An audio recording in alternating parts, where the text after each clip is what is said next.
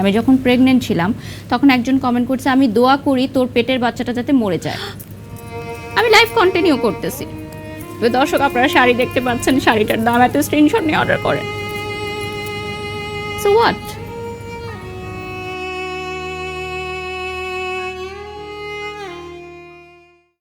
দর্শক, the talk রুমের আজকের গেস্ট একজন social media influencer, brand promoter, অভিনয় শিল্পী, নৃত্যশিল্পী, মডেল আর অনেক কিছু। তিনি আবার নিজের ঢোল নিজেই পেটাতে পারেন, প্রমাণ দেখবেন? আজকে দেখিয়ে দেন নিজের ঢোল কিভাবে নিজে পেটায়। আসলে আমি মনে করি যে মার্কেটিং অনেক বড় একটা জিনিস, আর নিজের মার্কেটিং আপনি যত করতে পারবেন মার্কেটে তত আপনার ভ্যালু ক্রিয়েট হবে। বারিশ আপু, এত এত এত আপনার হচ্ছে পদবী, মানে কোনটা রেখে কোনটা বলবো? আসলে আপনি কে? মানে ব্র্যান্ড প্রমোটার, অভিনয় শিল্পী, নৃত্যশিল্পী, মডেল, র্যাম্প মডেল, কি বলবো আপনি বলেন তো? আমি কিন্তু একজন business lady also. Business lady এবং সবচেয়ে বড় পরিচয় হচ্ছে আমি একজন মা, এবং এইটাই হচ্ছে আমার এখন সবচেয়ে বড় পরিচয়। কারণ অনেক জায়গায় আমাকে জিজ্ঞাসা করে যে এইজেলের আম্মু বা এইজেল কেমন আছে। তো এই জিনিসগুলো আমি ফিল করি যে এইটা কিন্তু আমার এখন একটা স্পেশাল পরিচয়। আর সবচেয়ে বড় কথা হচ্ছে যখন আপনি আপনার নামটা তৈরি করে ফেলবেন তখন শুধুমাত্র আপনার নামটাই জরুরি, তার আগে পরে কোনো বিশেষণ আর জরুরি না। একটা সময় পর্যন্ত আপনার বিশেষণ দিয়ে মানুষ আপনাকে চিনবে যে আচ্ছা ওই মেয়েটা নাচ করে, আচ্ছা ওই মেয়েটা গান করে।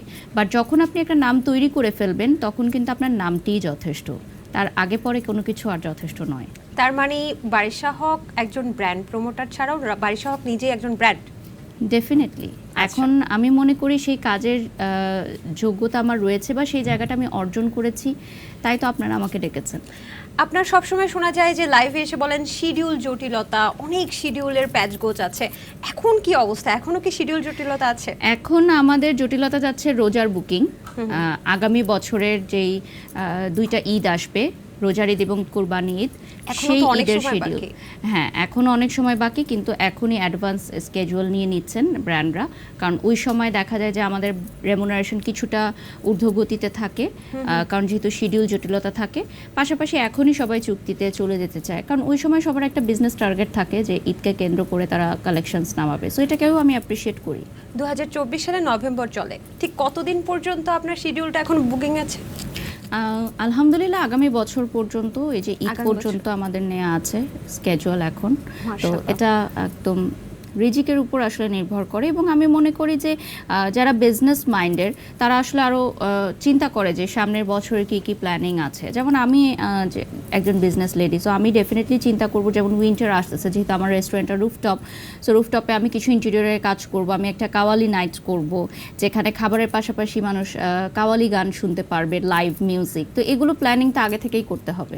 এই যে শিডিউল জটিলতার সময় মাঝে মাঝে আপনাকে দেখা যায় খুব স্ট্রেস থাকেন বা ফ্যামিলিকে সময় দিতে পারছেন, আপনি নিজেই বলেন এগুলো, তাই না? তো এই যে শিডিউল জটিলতাগুলো কি একটু কমিয়ে একটু ফ্যামিলিকে সময় দেওয়া যায় না? নাহলে এই যে এত বিরক্তি, আপনার এত লাইভে এসে এত কিছু বলেন, মানে যারা ব্র্যান্ড ওনার তারা কি আসলে কান্নাকাটি করে যে না, বারিশা হককেই আমাদের ব্র্যান্ডটা প্রমোশন করতে হবে, না হলে আমরা মানবো না, মানি না, এরকম কোনো রব তোলে নাকি, আন্দোলন করে? দেখুন, আসলে অনেকেই মনে করে কি যে আমরা টাকার জন্য কাজ করি, কিন্তু সত্যিকার অর্থে কি যে টাকার পরেও একটা দায়িত্ববোধের জায়গা আছে। যেমন আমরা যখন কোনো কোম্পানির সাথে চুক্তিতে যাই, আমাদের কিন্তু পারিশ্রমিকটা বা একটা বিগ অ্যামাউন্ট আমাদেরকে অ্যাডভান্স করে তারপরেই হচ্ছে সাইনিং করানো হয় ব্র্যান্ড অ্যাম্বাসেডারের ক্ষেত্রে। তো পরবর্তীতে যদি আমরা শিডিউলটা বারবার ঘোরাতে থাকি, হ্যাঁ, তাহলে অবশ্যই কোম্পানি আমাকে সেকেন্ড টাইম নিবে না।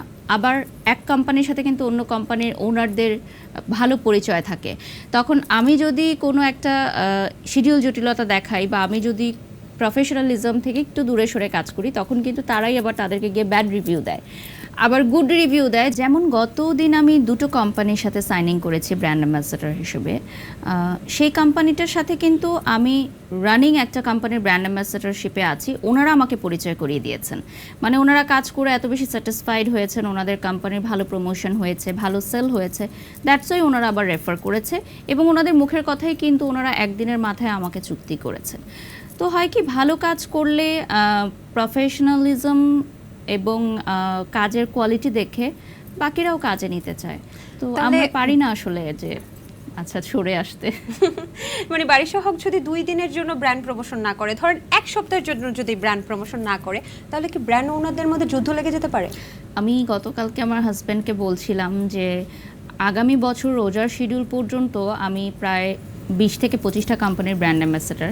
তো ওদের যত টাকা আমার ঘরে আছে এখন, সেটাতে প্রায় 2000-এর লাইভ আমার মাথার কাঁধে, মানে 2000-এরও অধিক লাইভ আমার করতে হবে, কারণ এক একটা কোম্পানির 40টা 50টা 60টা করে লাইভের চুক্তি থাকে।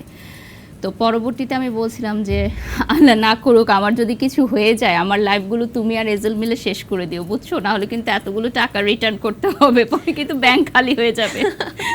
স্ট্রেস লাগে না আপনার? মানে এত প্রেশার নেন কেন? মানে না নিলে কি হবে বলেন তো? না নিলে না, দেখেন যখন কোনো একজন সুপারস্টার যেমন বড় পর্দায় যখন কেউ স্টারডামে থাকে, তারাও কিন্তু এরকম 4-5টা শিডিউলে কাজ করে। তারা কিন্তু ডিফারেন্ট রোল প্লে করছে, এই সেট থেকে গিয়ে আরেক সেটে গিয়ে, না ঘুমিয়ে না খেয়ে কাজ করছে। তো যে যখন যে সেক্টরে ভালো কাজ করে তার কাজের প্রেশার থাকবে, এবং কাজ তো সবাই করতে চায়। তো আলহামদুলিল্লাহ যে আল্লাহ আমাকে এত ভালো একটা অবস্থানে রেখেছে যে আমি কাজ করতে পারছি, এবং এই কাজ থেকে আমার যে আর্নটা হচ্ছে সেই আর্নিংটা দিয়ে আরও 10 জনের ফ্যামিলি চলছে, এবং আমি অনেক চ্যারিটি কাজ করি, সেখান থেকে আরও মানুষের উপকার হচ্ছে। তো বলে না যে আল্লাহ রিজিক একজনকে দেয়, সেই রিজিকটা আসলে বিভক্ত করে দিতে হয়। বুঝতে পেরেছি। আপনি একজন সোশ্যাল মিডিয়া ইনফ্লুয়েন্সার, আপনার জীবন থেকে একজন নারী কি ধরনের বিষয় ইন্সপায়ার্ড হবে, বা আপনার জীবন থেকে শিক্ষা গ্রহণ করাটা কি নারীদের স্বপ্ন কিনা? আমি মনে করি যে এখান থেকে মেয়েরা এটাই শিখতে পারবে যে যে কোনো বয়স থেকে আপনি স্টার্ট করতে পারবেন। যেমন আমার প্রফেশন বা আমার ক্যারিয়ারটা কিন্তু একটা সময় মনে হয়েছে যে আমার শেষ, আমি আর হয়তো কিছু করতে পারবো না, এমনকি আমি দেশ ছেড়ে বিদেশেও চলে গেছিলাম, একদম মানে পালিয়ে গেছিলাম যে আমি হয়তো আর কিছু করতে পারবো না। তো পরবর্তীতে 28, 29, 30 এই এজে আসার পর কিন্তু আমি আমার ক্যারিয়ারটা এস্টাবলিশ করতে পেরেছি, এবং এখন আমি বিজনেস সেট আপ করছি। স্পেশালি আমার বেবি হওয়ার পর আমি আরও বেশি কাজ করছি। তো অনেক মেয়েরাই মনে করে যে বিয়ের পর বা বেবি হওয়ার পর বা একটা এইজে যাওয়ার পর হয়তো তাদের জীবন থেমে যাবে, বা তারা হয়তো আর কাজ করতে পারবে না, নতুন করে শুরু করতে পারবে না। যেমন আমি আফটার 30 হচ্ছে বডি ফিটনেসের বিষয়ে একটু মনোযোগী হলাম। এখন আপনার এজ কত? এখন 30+। আচ্ছা, তো মানে 30+ কত সেটা সামনে আমার জন্মদিন, ওটা বলে দিব আমরা। তো পরবর্তীতে আমার জিমে আমার আদার্স যারা জিমমেট আছে, ওরা আমাকে দেখে অনেক ইন্সপায়ার্ড হয় যে আপনি 30+-এর পরও চিন্তা করছেন যে না, আপনি আবার ফিট হবেন, আপনি আবার ফিটনেস ধরে রাখবেন। সো এটা কিন্তু অনেক মেয়েরা মনে করে আচ্ছা আমার তো বাচ্চা হয়ে গেছে, আমার তো বয়স হয়ে গেছে, আচ্ছা আমি ছেড়ে দিলাম আমাকে। এরকম আসলে না, নিজেকে বাঁচতে হবে, নিজেকে ভালোবাসতে হবে। আমি একটা টাইমে অন্যদেরকে ভালোবাসতাম, অন্যদের জন্য অনেক কিছু করেছি, ইন রিটার্ন আমি কিছুই পাইনি। বাট যেদিন থেকে আমি নিজেকে ভালোবাসা স্টার্ট করেছি, সেদিন থেকে আমি দেখলাম যে পুরো পৃথিবী আমার দিকে তাকিয়ে আছে। এখন কি আর কাউকে ভালোবাসেন না? ভালোবাসতে ভয় পান? না, বিষয়টা সেরকম না। বিষয়টা হচ্ছে যে আরেকজনকে ভালোবাসার আগে সবচেয়ে বেশি নিজেকে ভালোবাসতে হবে। যেমন আমি এখন আমার কাজের ব্যাপারে আরও ফোকাস হয়েছে আগের চেয়ে, আমার ক্যারিয়ারের ব্যাপারে আরও সচেতন হয়েছে। যেমন আগে যখন আমি টেলিভিশন ইন্ডাস্ট্রিতে কাজ করতাম, আমি একাধারে অনেক মাল্টিপল কাজ করেছি, কখনো নাচ, কখনো গান, কখনো র্যাম্প, কখনো হোস্টিং। মানে কোনো প্রোগ্রামে গেলে বলতো যে আচ্ছা বারিশকে দিয়ে তো নাচও করানো যাবে, অ্যাক্টিংও করা যাবে, হোস্টিংও করা যাবে, কিছু একটা করাই নিব। বাট দ্যাট টাইম আমার মনে হয়েছে যে আসলে আমার গোলটা কি, আমি কি হতে চাই, বা আমার পরিচয়টা কি হবে। আমি এত কাজ করছি কিন্তু আমার পরিচয়টা কি। তো এটাই আসলে যে কাজের ব্যাপারে আরও ফোকাস হতে হবে। যেমন আমি এখন এই প্রমোশনাল সেক্টরে এসেছি, আমি কিন্তু আদার্স কাজগুলো কমিয়ে দিয়েছি, কারণ আমি মনে করি একটা পরিচয়কে নিয়েই আপনার এগিয়ে যেতে হবে, এবং যেখানে আপনি নাম্বার 1 থাকবেন। বাহ, চমৎকার চমৎকার।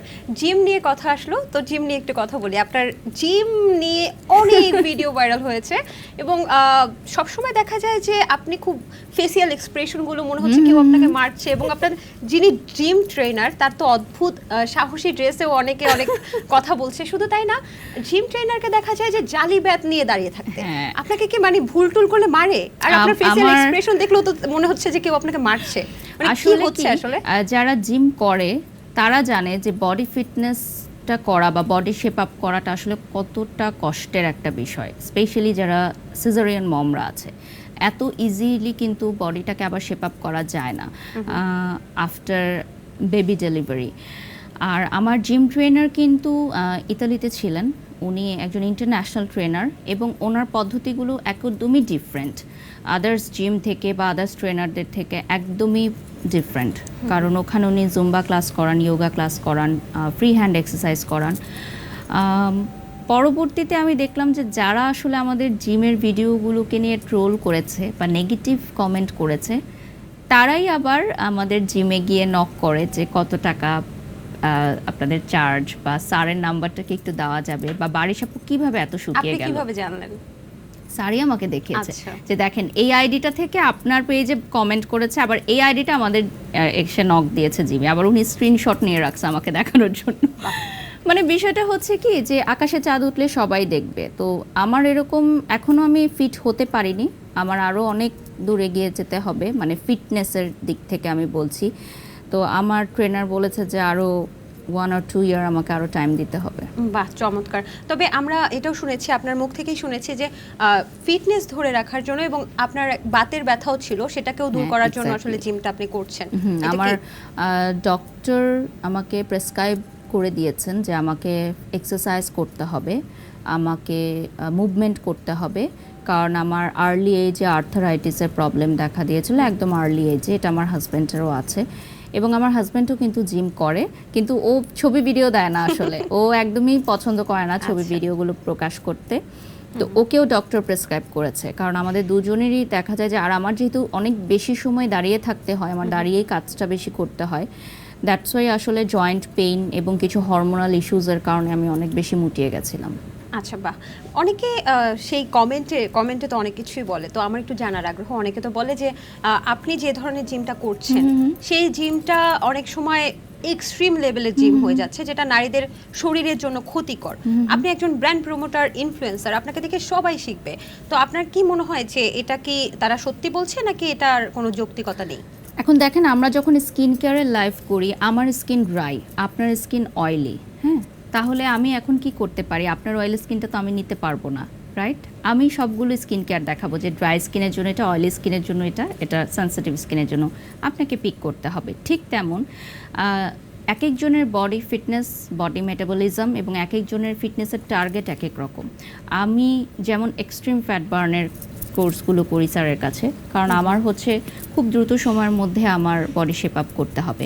পাশাপাশি আমি একজন সিজারিয়ান মম, আর আমার মেটাবলিজম যেরকম, আমার এনার্জি যেরকম, আমাদের জিমে অনেক ছেলেরাও আছে। কালকে একটা ছেলে আমাকে বলছিল যে আপনার এনার্জির সাথে আমরা পারি না।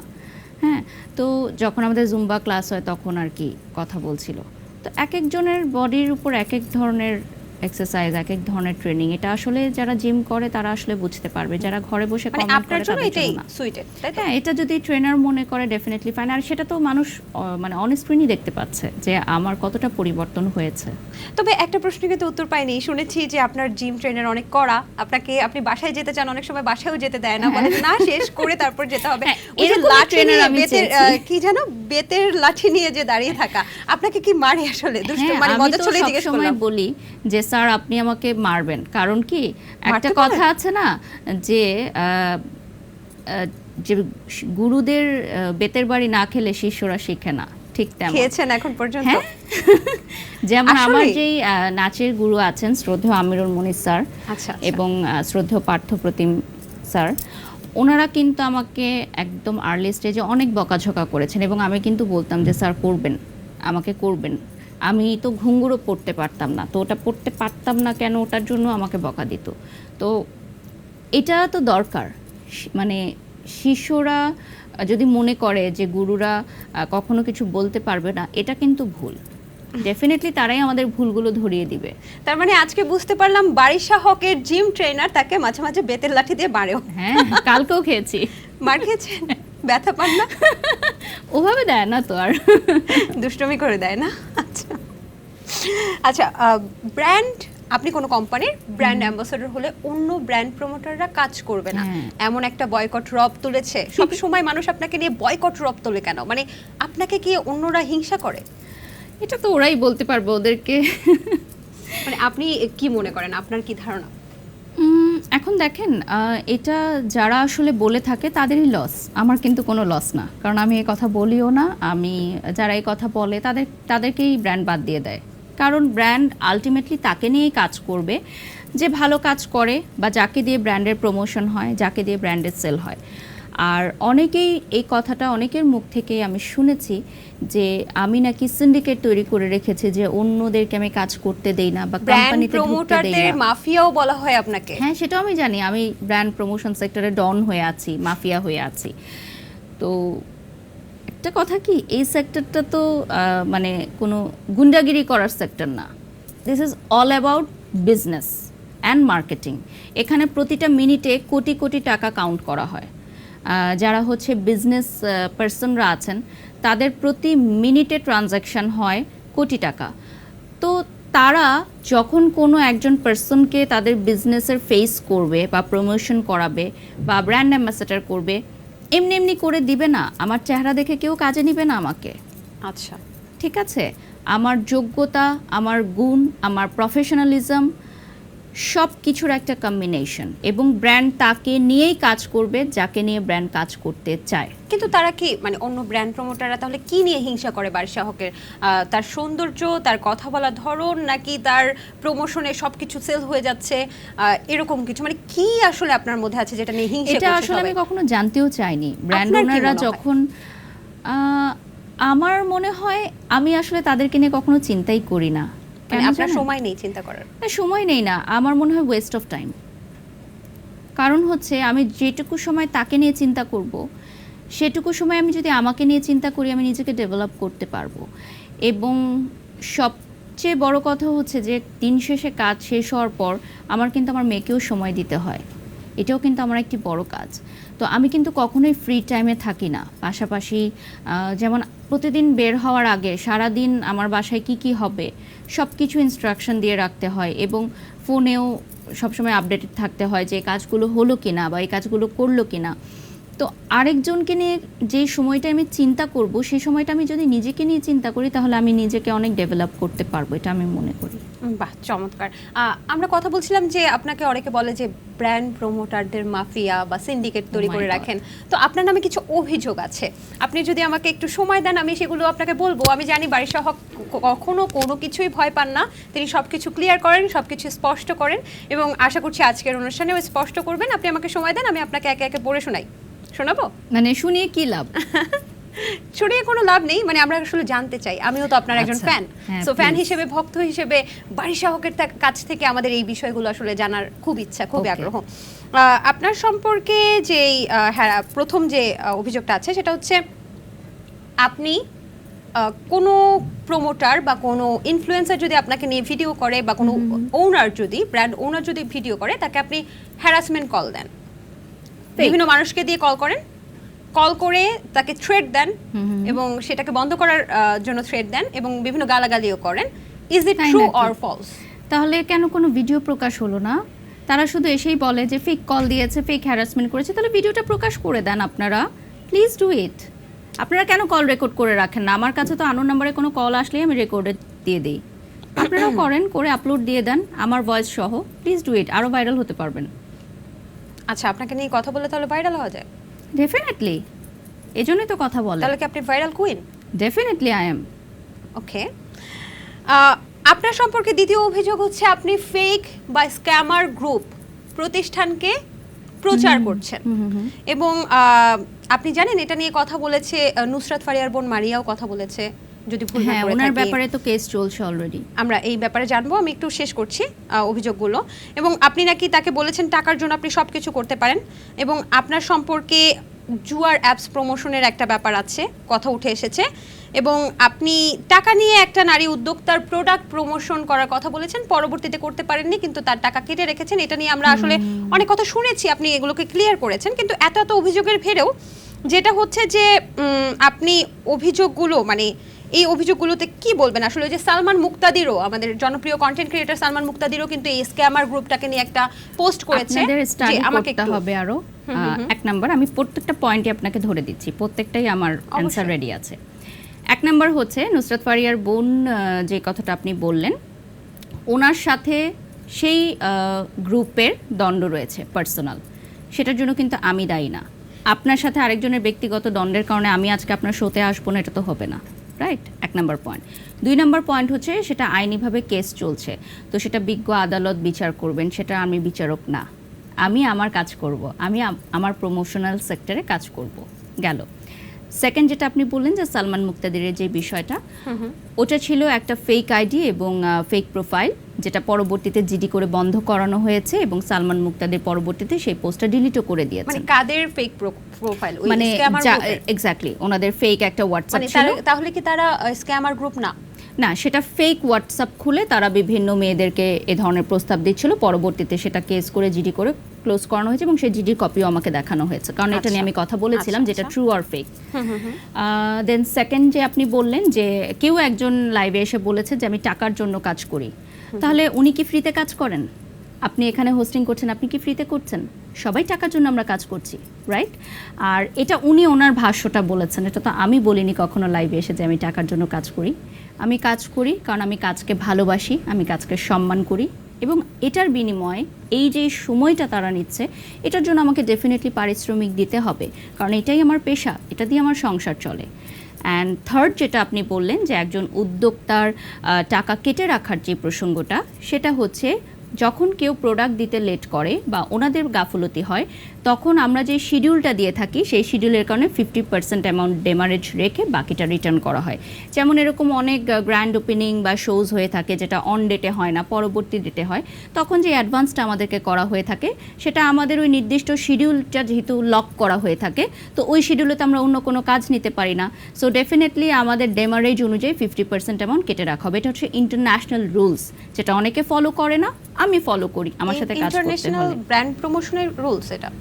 না, ব্র্যান্ড প্রমোশনে না, যে কোনো আর্টিস্ট সেক্টরে, আচ্ছা, আচ্ছা। যে কোনো সেক্টরে যখন আপনি কাজ করবেন, আপনার শিডিউল নেওয়া হয়েছে, তার মানে আপনি ওই সময়ে আর অন্য কোম্পানিকে শিডিউল দিতে পারছেন না, তার মানে ওই টাইমটা আপনার লস হচ্ছে, এবং প্রতিটা মিনিট আমার জন্য অনেক গুরুত্বপূর্ণ। এটা হয়তো অনেকেই জানে না, সো আজকে আমি এটা বলে দিলাম আর যে এই এই বিষয়টা যদি বিষয়টা। একটু বলতেন যে জুয়ার অ্যাপটা প্রমোশন করার ব্যাপারে। এটা নিয়ে অলরেডি আমাদের কেস হয়েছে, আমি নিজেই ওই প্রতারণা চক্রের বিরুদ্ধে জিডি করেছি, মামলা করেছি, এবং ওটা স্টপ করানো হয়েছে, এবং আমি নিজে প্রতারণার শিকার হয়েছি, কারণ তারা আমাকে এটা জানায়নি যে এটা একটু ভিন্ন ধর্মী অ্যাপ ছিল। এবং বুঝতে পারেননি? হ্যাঁ, ওটা তো অনেক পুরনো কথা, এটা নিয়ে অনেকবার কথা হয়েছে, এটা নিয়ে প্রেস কনফারেন্সও হয়েছে, ওল্ড টপিক। দীপ্ত টিভির আসলে আলাদা হ্যাঁ, ওই জন্য আমি ক্লিয়ার করে দিলাম, ভিউয়ার্স থাকে, তাদের জন্য একটু ক্লিয়ার করে দেওয়ার ব্যাপারটা। আরেকটা কথা উঠে এসেছে যে সম্প্রতি আমরা একটা ঘটনা কিন্তু দেখেছি যে বসুন্ধরার ওইদিকে একটা কাজের মেয়েকে খুব অমানবিকভাবে নির্যাতন করা হয়েছে, তার 4টা দাঁত উপড়ে ফেলা হয়েছে এবং তাকে খুব বাজেভাবে শারীরিক নির্যাতন করা হয়েছে, এবং যিনি করেছেন বা যার বিরুদ্ধে অভিযোগটা করা হয়েছে তিনি একজন আসলে যতটুকু ভুল না করে থাকলে সেলুনের কোনো মালিক না, উনি সেলুনের মালিক না, ওনার বোন হচ্ছে সেলুনের মালিক, এবং এই সেলুনের আমি প্রমোশনও করেছি। এটাই তো আপনার নেক্সট কোশ্চেন হবে অবশ্যই। একদমই একদমই, সেই সেলুনের প্রমোশন আপনি করেছেন। Yes, definitely. এবং অনেকেই আপনার ভক্তরা আপনার প্রতি অনেক আসলে দুঃখ পেয়ে অনেকে আসলে এটা বলেছে যে বারিশা হক কেন তারপরে কোনো সোশ্যাল অ্যাওয়ারনেস এর জন্য কোনো পোস্ট করলো না, বা একজন যিনি এমন অমানবিক নির্যাতন করেছে তার সম্পর্কে অনেকে তো আবার তার উনি পার্লারেও কিন্তু যাবে। করেনি, ওনার বোনের, এটা আপনি আবার একটু নিউজটা দেখে নেবেন, এটা ওনার বোনের, ওনার না ঘটনাটা, এবং দুইজনের চেহারা আলাদা। আর আমি ওনাদের প্রমোশনটা আরও 10 মাস আগে করেছিলাম। এখন তাহলে আমার কোনো প্রোডাক্ট বা কোম্পানির ওনারের সাথে চুক্তি করার আগে তার বাসায় গিয়ে জেনে নিতে হবে সে তার কাজের মেয়েকে মারে কিনা। আচ্ছা, এটা কি সম্ভব? না, বাসার হাড়ির খবর তো আর আপনি জানবেন না, এটা তো আসলে সম্ভব না। আপনি উত্তর দিয়ে দিলেন। একদমই আমরা আসলে বিষয়গুলো ক্লিয়ার হচ্ছে। হ্যাঁ, সেটাই, মানে মানুষ যখন কথা বলে কোনো কিছু, তারা ভাবনার বাইরে থেকে এসে কথা বলে, বাট আমরা ডেইলি হচ্ছে কতগুলো ব্র্যান্ড ডিল করি, আমি হচ্ছে পার ডে হয়তো 8 থেকে 9টা লাইভ করি, অর্থাৎ 8 থেকে 9টা কোম্পানির আমি কাজ করছি, আমি চুক্তিতে আছি এতগুলো কোম্পানির, কে কার ঘরে কি করছে, কার সাথে তার স্বামীর সম্পর্ক কেমন, তার সাথে তার কাজের লোকের সম্পর্ক কেমন। সরি টু সে, আমি কাজের লোক উচ্চারণ করছি, আমি কখনোই তাদেরকে এই চোখে দেখি না, আমি সবসময় মনে করি তারা আমাদের ভাই বোনের মতোই, এবং তারা আমাদের এখানে যে কাজটা করতে আসছে সেটা আসলে আমারই করার কথা, যেহেতু আমি করতে পারছি না তাই তাকে আমি রেখেছি আমার হেল্পিং হ্যান্ড হিসেবে। সো তারও কিন্তু একটা গুরুত্বপূর্ণ ভূমিকা রয়েছে এভরিডে আমার লাইফের ক্ষেত্রে। তো আপনি যেহেতু বললেন, এজন্য আমি আসলে এই ওয়ার্ডটা ইউজ করলাম। তো আমার কাছে বিষয়টা খুবই দুঃখজনক লেগেছে, কিন্তু আমি কোনো পোস্ট কেন করিনি, কারণ আমি যখন সেই কর্ণধারের সাথে কথা বললাম পার্লারের বিউটি স্যালন ওনার সম্পর্কে, উনি আমাকে আসলে অনুরোধ করেছিলেন যে এই টপিকটা নিয়ে আপু আপনি কথা বলেন না, কারণ কথা বললে অনেকে নেগেটিভলি নিবে, জিনিসটা আরও বেশি ভাইরাল হবে। আর নিউজে কিছু কিছু জায়গায় ওনাকে মেনশন করা হয়েছে, কিন্তু আসলে উনি এটার সাথে জড়িত ছিল না। মানে ওনার বোন, এটা বোন Exactly. হচ্ছে এটার মালিক। তাও আবার কাজিন, ওকে, নট যে আপন বোন। কিন্তু আপনার প্রমোশনে কি ওই নারী যার না, উপর উনি ছিলেন না। ছিলেন না? উনি কেন আচ্ছা থাকবেন? ঠিক আছে, আমরা এই বিষয়টা তো বুঝে গেলাম। পরবর্তীতে স্পষ্ট হলো। আমাকে যখন কেউ রিকোয়েস্ট করবে, তো তার রেসপেক্টের জায়গা থেকে আমি কোনো পোস্ট করিনি, দ্যাটস ইট। আচ্ছা, আবারও অভিযোগ।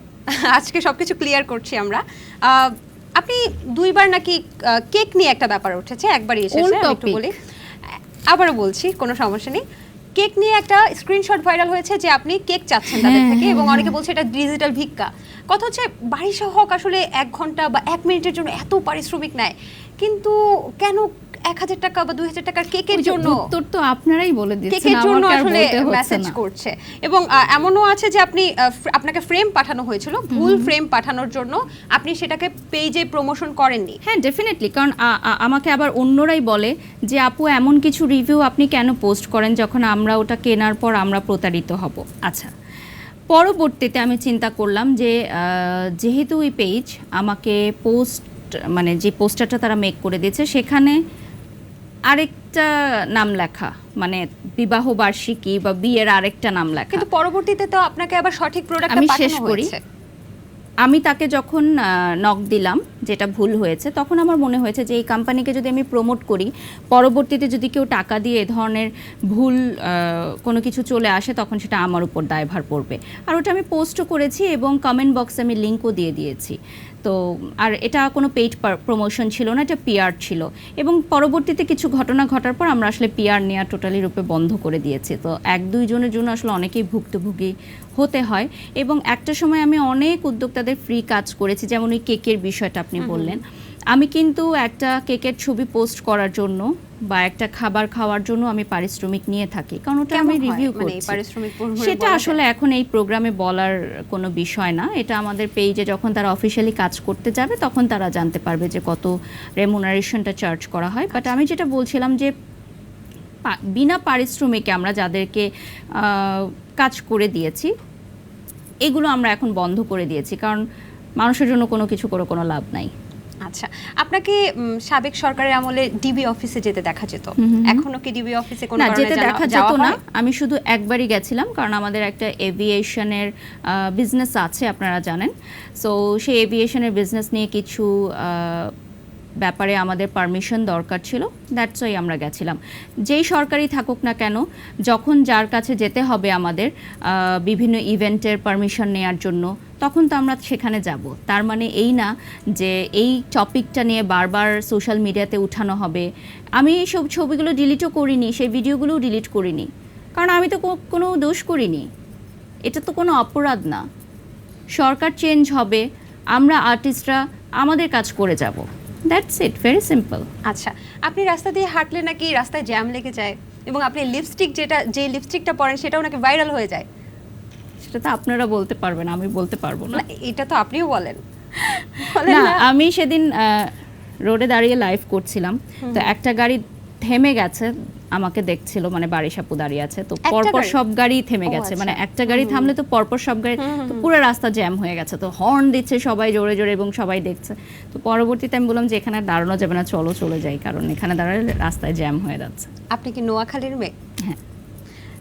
সুন্দরী মেয়ে ইজ ইকুয়ালস টু নাকি নোয়াখালীর মেয়ে? না, আমি এটা একদিন পোস্ট দেখলাম, তো পরবর্তীতে আমি পোস্টটা শেয়ার করেছি, আমার কাছে মজা লেগেছে, কিন্তু ওখানে কিন্তু আমি মেনশন করি নাই যে আমি নোয়াখালীর মেয়ে। আচ্ছা, মানে নোয়াখালীর মেয়ে মানেই সুন্দর হয়?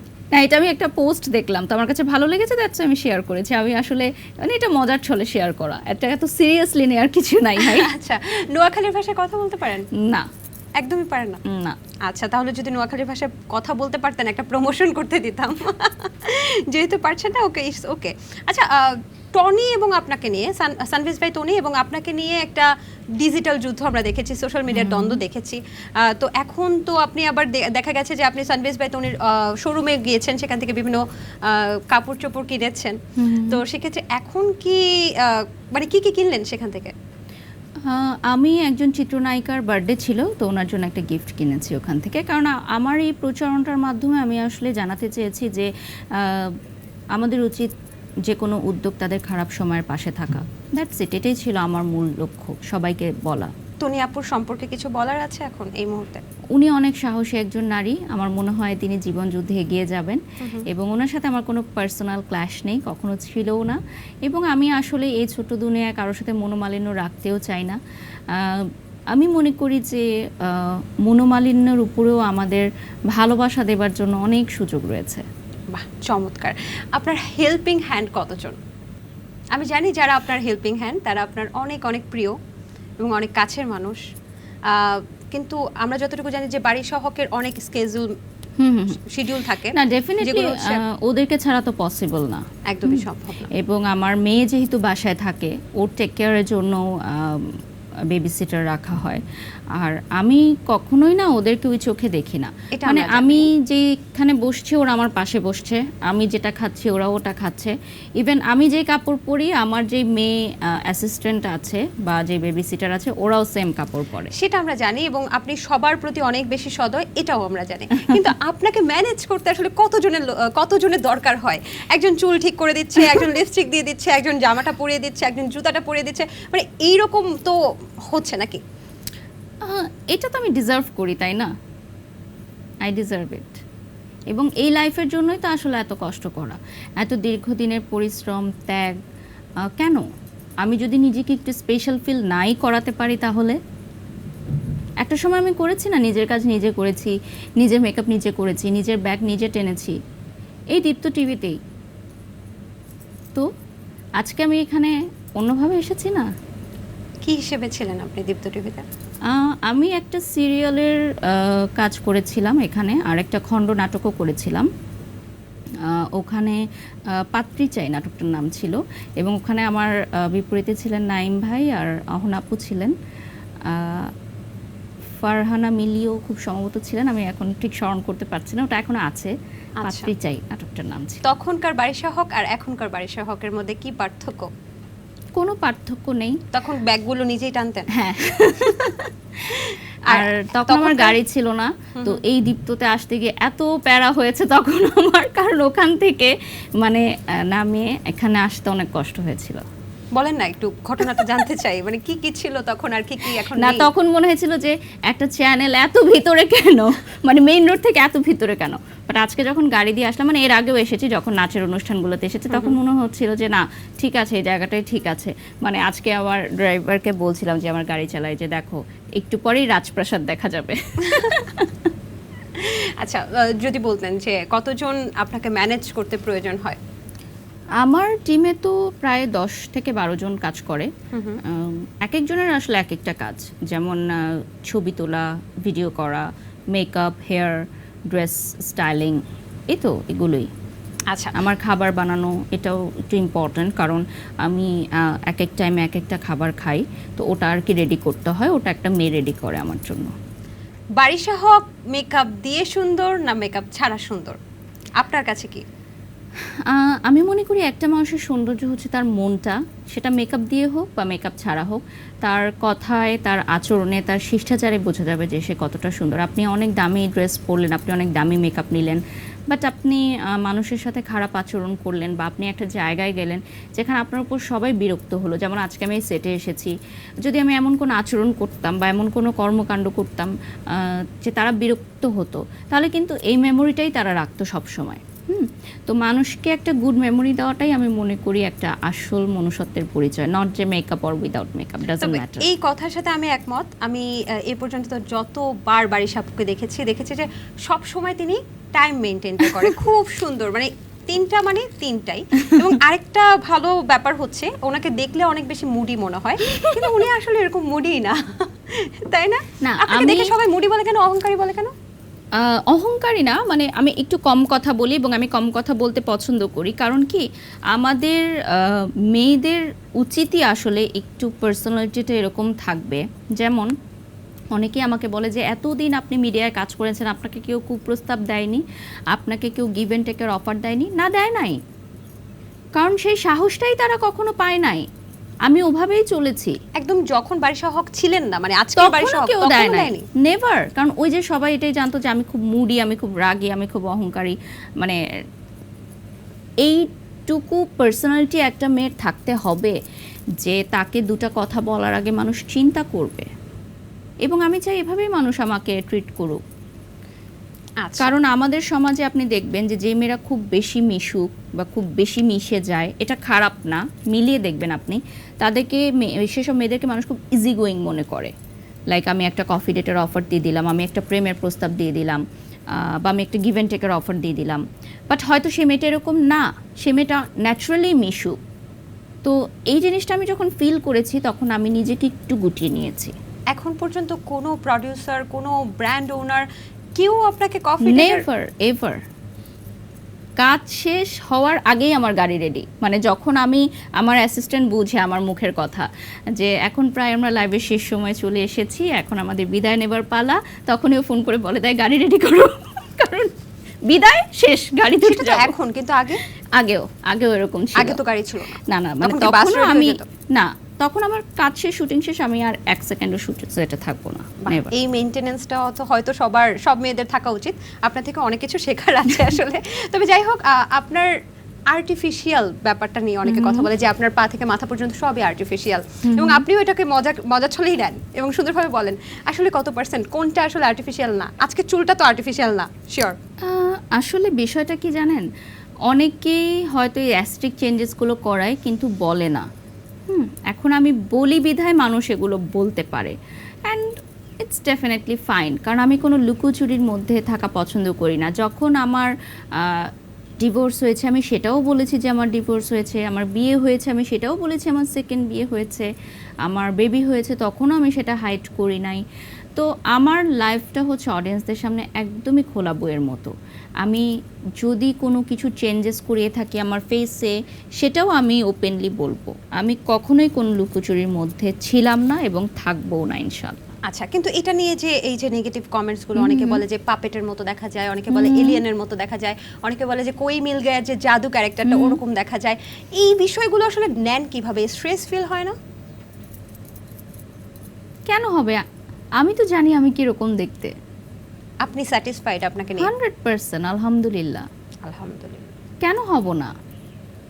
নিজের উপর নিজের কনফিডেন্স থাকতে হবে, না হলে আপনি কাজ করতে পারবেন না। স্পেশালি হাজার হাজার মানুষের সামনে আপনি কখনোই কাজ করতে পারবেন না। যখন আমি মুটিয়ে গেছিলাম তখন মানুষ আমাকে নিয়ে খারাপ কথা বলেছে, আবার যখন আমি শুকনা ছিলাম তখনও মানুষ আমাকে নিয়ে খারাপ কথা বলেছে। মানুষ বলবে। অনেকে তো বলে যে আপনি আগেই সুন্দর ছিলেন, এখন তো নাকি একটু আর্টিফিশিয়াল লাগে, প্লাস্টিক লাগে। এইটা তারা জেনেছে বলে বলছে ডেফিনেটলি। আর দেখেন 10 বছর আগে আর 10 বছর পরে আপনার ফেসের স্ট্রাকচার একই রকম থাকবে না।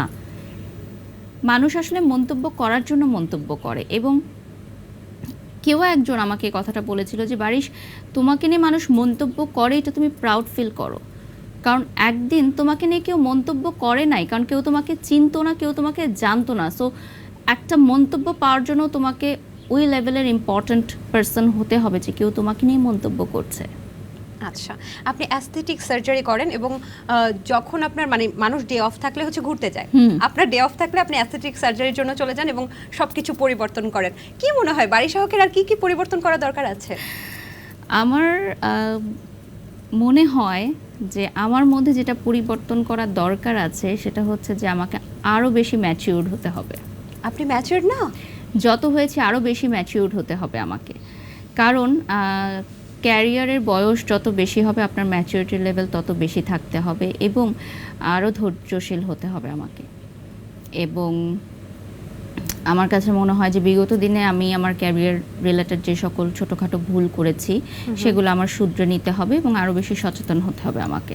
অ্যাস্থেটিক চেঞ্জেস তো খুব সামান্য একটা জিনিস। মানে আমি যতটুকু জানি অ্যাস্থেটিক চেঞ্জেসের মধ্যে আপনি আপনার বোচা নাকটাকে সোজা করেছেন, আপনি ভি শেপ করেছেন, হ্যাঁ, আরও অনেক কিছু করেছেন। এখন কি কোনো প্ল্যানিং আছে যে ভবিষ্যতে আপনি মুখের বা ফেসের বা শরীরের যে কোনো একটা জিনিস পরিবর্তন করবেন? আমার যে কোম্পানির সাথে আমার চুক্তি আছে। ওনারা যখন লেটেস্ট কোনো আপডেটেড ভার্সন নিয়ে আসে, যেমন এখন বাংলাদেশে আরেকটা ভি শেপের একটা টেকনোলজি এসেছে, যেটা আগে ছিল যে সার্জারির মাধ্যমে অ্যাস্থেটিক, এখন এটা লেজারের মাধ্যমেই করা যাবে। তো ওটা পরবর্তীতে হয়তো আমরা একটা প্রমোশনের জন্য ট্রাই করতে পারি। তো যখন কোনো লেটেস্ট টেকনোলজি আসে বা কোনো আপডেটেড কোনো অ্যাস্থেটিক ট্রিটমেন্ট আসে, তখন সেটা করানো হয়ে থাকে এবং পেইড কোলাবোরেশন হয়ে থাকে। অনেকেই আচ্ছা। মনে করে যে আমাকে ফ্রিতে 1 লক্ষ 2 লক্ষ টাকার সার্ভিস দিচ্ছে, তাহলে হয়তো আমি টাকা নিচ্ছি না। No, this is totally wrong. কোনো অ্যাস্থেটিক সেন্টার যখন আমার সাথে কাজ করে, তখন তারা 1 থেকে 1.5 লক্ষ টাকার ট্রিটমেন্ট আমাকে ফ্রি দেয়, পাশাপাশি আমাকে সেই ট্রিটমেন্টটা করানোর জন্য পেমেন্ট করা হয় এবং সেটা খুব হাই রেমুনারেশন থাকে, কারণ সেটাতে একটু পেইন থাকে, সেটাতে একটু এফেক্টস থাকে এবং পরবর্তীতে একটু মেনটেনেন্সের বিষয় থাকে। সো দ্যাটস ওয়াই আমার রেমুনারেশনটা হাই থাকে। তার মানে যে কোনো নতুনত্ব আসছে অ্যাস্থেটিক সার্জারিতে এবং সেটাকে গিনিপিগ আপনাকেই বানানো হচ্ছে, তো It's not আপনার like ভয় that, the লাগে না? guinea pig. This is aesthetic model. এটা Model. ওয়ার্ল্ড ওয়াইড আছে। যারা বাংলাদেশের বাইরে, যেমন এটা চায়নাতে, কোরিয়াতে অনেক বেশি মাত্রায় প্রচলিত, ওখানে কিন্তু অ্যাস্থেটিক মডেলস আছে এবং দে আর হাইলি পেইড, যাদের ফেসের উপর অ্যাস্থেটিক চেঞ্জেস করে দেখানো হয়, যেটা সবাই পারে না করতে। এটা কি কোনো ক্ষতি হওয়া বা কোনো ডেফিনেটলি পার্শ্ব আমি করছি প্রতিক্রিয়া? না, এখানে কোনো ক্ষতি নাই, আচ্ছা আচ্ছা। এটাতে কোনো এফেক্টসও নাই, কারণ এটা হচ্ছে প্রতিটা ট্রিটমেন্ট করানোর আগে এটা হচ্ছে ইন্টারন্যাশনালি এটা নিয়ে পড়াশোনা করা হয়, এটা বিভিন্ন জায়গায় এটাকে টেস্ট করানো হয়, দেন এটা বাংলাদেশে আসে। তার মানে বাড়ির সহকের মতো এত সুন্দরী থাকতে হলে কিছুটা সার্জারির না, প্রয়োজন আছে। সুন্দরী থাকতে হলে নিজের মনটাকে ফ্রেশ রাখতে হবে, মানুষকে ভালোবাসতে হবে, মানুষের জন্য করতে হবে। আপনি নিজেই ভালো থাকলেন, আপনার পাশের মানুষটার খবর রাখলেন না, বা আপনার আশেপাশে কেউ কষ্টে আছে সেটা দেখেও আপনি হচ্ছে নিজেরটাই করলেন, আপনি সম্পদের পাহাড় গড়ে তুললেন, সেই সম্পদের ভাগীদার আপনি কাউকে করলেন না, সেটা আসলে কোনো সুন্দরতার প্রকাশ নয় বলে আমি মনে করি। আচ্ছা, বডিগার্ড সম্পর্কে সবার জানার আগ্রহ। আমার প্রশ্ন হচ্ছে, বডিগার্ডদেরকে আপনি মাসিক বেতন দেন নাকি ইভেন্ট প্রতি বেতন দেন? ইভেন্ট প্রতি। ইভেন্ট প্রতি মানে এটা হচ্ছে হায়ার করেন কোন একটা এজেন্সি? হ্যাঁ, এজেন্সি থেকে। আচ্ছা আচ্ছা। সম্প্রতি আপনি উপস্থাপনা করলেন আবার অনেক বছর পরে, আমি যতটুকু জানি যে বাংলাদেশ অ্যাচিভার অ্যাওয়ার্ড জি। 2024-এ। তো কেমন লাগলো এতদিন পরে আসলে উপস্থাপনা করতে? ভালোই লেগেছে, বাট উপস্থাপনা করতে গিয়ে আমি গেস্টদের সাথে কোনো ছবি ভিডিও করতে পারি নাই, গেস্টদের সাথে কথা বলতে পারি নাই। তো সবাই আমাকে বলছিল যে তোমার সাথে ছবি তুলতে পারলাম না, তোমার সাথে কথা বলতে পারলাম না। পরবর্তীতে আমি অর্গানাইজারদের বলছিলাম যে আসলে হোস্টিং করলে ব্যাক স্টেজে বসে থাকতে হয় না, কোনো আনন্দ নাই, আর শো এর প্রেশার মাথার মধ্যে। তবে সাকসেসফুল হয়েছে শোটা, ভালো লেগেছে, অনেক দিন আপনি পর হোস্টিং নেচেছেন তো? করেছি। না, ওটা ছিল আমাদের হোস্ট যেহেতু আমি, ওটা জাস্ট একটা এন্ট্রি, ওটা কোনো পারফরমেন্স ছিল না, জাস্ট একটা এন্ট্রি। খুবই সুন্দর লাগছিল। তবে একটা ভিডিও কিন্তু ভাইরাল হয়েছে, দেখেছেন কিনা আমি জানি না, আমি দেখেছি যে পূজা চেরি যখন অ্যাওয়ার্ড নিচ্ছিল, আপনি পেছন থেকে ডাকছিলেন যে তাকে ডেকে আবার হচ্ছে তার সাথে একটা মুলাকাত করেছেন, এটা কিন্তু ভাইরাল হয়েছে এখন। পূজা চেরির সাথে আচ্ছা, আপনার দেখিনি। কেমন সম্পর্ক? মানে দিঘি এবং অপু বিশ্বাসের সাথে তো খুব ভালো সম্পর্ক, পূজা চেরির সাথেও কি আপনার ভালো সম্পর্ক? হ্যাঁ, ডেফিনেটলি। ওকে তো দেখা হলে আমি যতবারই বলি যে আপনি কেমন আছেন, সবসময় বলে আপনি না, তুমি বলবা। মানে ও খুবই সুইট, ও সবাইকে খুব আপন করে নেয়, তো এটা খুব ভালো লাগে। ওর সাথে হয়তো আমার কাজ কম হয়, বাট ও খুবই সুইট একটা মেয়ে। এক সময় বারিশা হক ভ্যান থেকে 100 টাকার ড্রেস কিনেও পড়েছে। এখন বারিশা হকের ড্রেসের কি পরিমাণ, মানে কি পরিমাণ টাকার ড্রেস আছে, কি পরিমাণ টাকার মেকআপ আছে, কি পরিমাণ টাকার জুতা আছে? সবই মানে প্রমোশনের জন্য ফ্রি। কোনো কিছু কিনতে হয় না। আচ্ছা, আজকে আপনাকে বিবেচনা করি, সবসময় তো বিবেচনা করি এবং ভালো লাগে, সবাই জানতে চায় বারিশা হক কি পরে আছে। আজকে আমার জানতে ইচ্ছে করছে, ড্রেস পিয়ার? না, এটা হচ্ছে একটা ডিজাইনার আমার জন্য বানিয়েছে, ওদেরও কোম্পানির সাথে আমার চুক্তি হয়েছে। তো কিছু কিছু প্রোগ্রামে গেলে আমি ওদের ডিজাইন করা ড্রেস পরবো। তো আজকে যে ড্রেসটা পরেছি এটা ট্রেন্ড মার্টের একটা ড্রেস, ওরা আমার জন্য এটা রেডি করে দিয়েছে আজকে প্রোগ্রামে পরার জন্য। কানের দুল? এটা ওদের কোম্পানির ব্র্যান্ড অ্যাম্বাসেডর আমি, এশিয়া জুয়েলস। তো ওরা হচ্ছে জুয়েলারি আমাকে পাঠিয়ে দেয় একসাথে, 100-200টা জুয়েলারি দিয়ে দেয়, ওগুলো আমি পড়তে থাকি বিভিন্ন ইভেন্টে, এবং এটা আমাদের কন্ট্রাক্টেই লেখা আছে যে ওদের জুয়েলারিগুলো পরে আমাকে বিভিন্ন প্রোগ্রামে যেতে হবে। আচ্ছা, আমরা ব্র্যান্ডের নামগুলো উল্লেখ না করি, কারণ আমাদের তো আর টাকা দিচ্ছে না। যাই হোক, আপনার হাতে গোল্ডের ঘড়ি আছে আজকে? না না না, গোল্ডের ঘড়ি নাই, তবে ডায়মন্ড আছে। ডায়মন্ড? একটু জানতে চাই, এটা কি মানে? না, তো এটা পেয়ার? আমার নিজেরই কেনা। এটা আপনার কিনা? হ্যাঁ, আমি তো নিজেও কিনি। গোল্ডের ঘড়িও তো আমার কেনাই ছিল। ওটা তো মানে এত মানে এক্সপেন্সিভ জিনিস তারা আমাকে ফ্রি দিয়ে দিবে না। হ্যাঁ, ওদের কোম্পানির যখন আমি প্রমোশন করি তখন তো ডেফিনেটলি আমাকে আমার পারিশ্রমিক দিয়ে থাকে। আপনাকে আইফোন 16 প্রো ম্যাক্স হচ্ছে গিফট করে দেয়, আবার সেটার জন্য প্রমোশনের জন্য টাকাও দেয়। আপনাকে কেন ডায়মন্ডের ব্রেসলেট দিবে না? কি বলেন একসময় আপনি হয়তো এটা? দিবে। আচ্ছা, হ্যাঁ, একটা ডায়মন্ড কোন কোম্পানি সময়? আমাকে পিআর দেয়, ওদের কোম্পানির আমি ব্র্যান্ড অ্যাম্বাসেডর। বাট আমি না ওটা পরবর্তীতে যেটা চিন্তা করলাম যে এত এক্সপেন্সিভ জিনিস আমি ক্যারি করব, ওটার জন্য আমাকে একটা বডিগার্ড রাখতে হবে। মানে ওরা ডায়মন্ডের সেট পাঠাবে, ডায়মন্ডের জুয়েলারি পাঠাবে, এভরিথিং। তো পরবর্তীতে আমি ওনারকে বললাম যে ভাইয়া বুঝেনি তো, এত মানে আমরা যে শুটিং স্পটে যাই, কোথায় কখন থাকি, গাড়িতে এতে শুটিংয়ে, আমি আসলেই এটার দায়ভার নিতে চাচ্ছি না। আচ্ছা, একটু যদি বলি যে আপনার এই হাতেটা আপনি কিনেছেন, না একটু না না, এটা দামটা- হচ্ছে স্পন্সর। এটা স্পন্সর? আচ্ছা, কানের ডায়মন্ডের দুলের সাথে। না না না, এটা ডায়মন্ড কাটের, আমি ফিঙ্গার রিং এর কথা বলছি। ফিঙ্গার রিংটা ডায়মন্ড কাটের? না, ডায়মন্ডের ফিঙ্গার রিংটা আমার ডায়মন্ডের, আমার কেনা। ডায়মন্ডের। এটা কি অনেক কস্টলি, মানে এক্সপেন্সিভ? ডায়মন্ডের যেরকম প্রাইস হয় ওরকমই। কেমন একটু যদি জানতে চাই। এটা তো মানুষ বুঝে যে ডায়মন্ডের এই ধরনের একটা রিং এর প্রাইস কেমন হবে, দ্যাটস ইট। মানে আমার আইডিয়া নেই, তাই জানতে চাচ্ছি। যদি আপনি বলতে চান আর কি, না বলতে চাইলে সমস্যা নেই। এই ধরনের রিংগুলো আসলে 1 লাখ প্লাসই হয়। আচ্ছা আচ্ছা, এটা কি ভাইয়া গিফট করেছে নাকি? না, এটা আমি নিজেই কিনেছি এবং আমি রিসেন্টলি আরেকটা কিনবো, কারণ এটা নভেম্বর মাস। নভেম্বর মাস মানেই হচ্ছে আমার জন্মদিন, এবং নভেম্বর মাসে আমি আমাকে ধুমধাম অনেক গিফট করি। আচ্ছা, এখন বারিশা হক তো একটা সময় অনেক কম দামি মেকআপ ইউজ করেছে। যদি একটু বলতেন আনুমানিক কত টাকা মূল্যের বারিশা হকের শুধু মেকআপ আছে? হ্যাঁ, মেকআপও আমার একটা কোম্পানি থেকে আসে, কারণ ওদের ব্র্যান্ড অ্যাম্বাসেডর আমি। তো মেকআপের সব আইটেম ওরা আমাকে স্পন্সর করে, ওদের আইটেমগুলো দিয়ে আমি মেকআপ করে থাকি। ওরা একটা ইন্টারন্যাশনাল ব্র্যান্ড। আইটেমগুলোর কেমন আনুমানিক মূল্য হতে পারে? ওটা একটা ইন্টারন্যাশনাল ব্র্যান্ড, তো সবই আজকে হাই এন্ড প্রোডাক্ট, 2000-3000 টাকার উপরে সবগুলোই প্রোডাক্ট। আচ্ছা, সব মিলিয়ে তাহলে বারিশা হকের 2-3 লাখ টাকার মেকআপ আছে? এটা আসলে কখনো কাউন্ট করিনি, আজকে গিয়ে কাউন্ট করতে হবে। আচ্ছা, দামি জামা, দামি মেকআপ, দামি গহনা আপনাকে কি এখন আকর্ষিত করে? না, একদমই না। কেন করে না?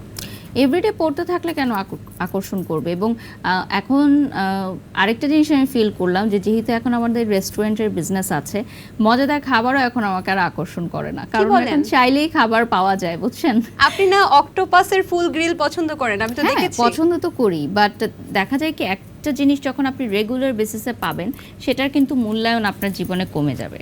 এটা তো ট্রু। তো এটা আসলে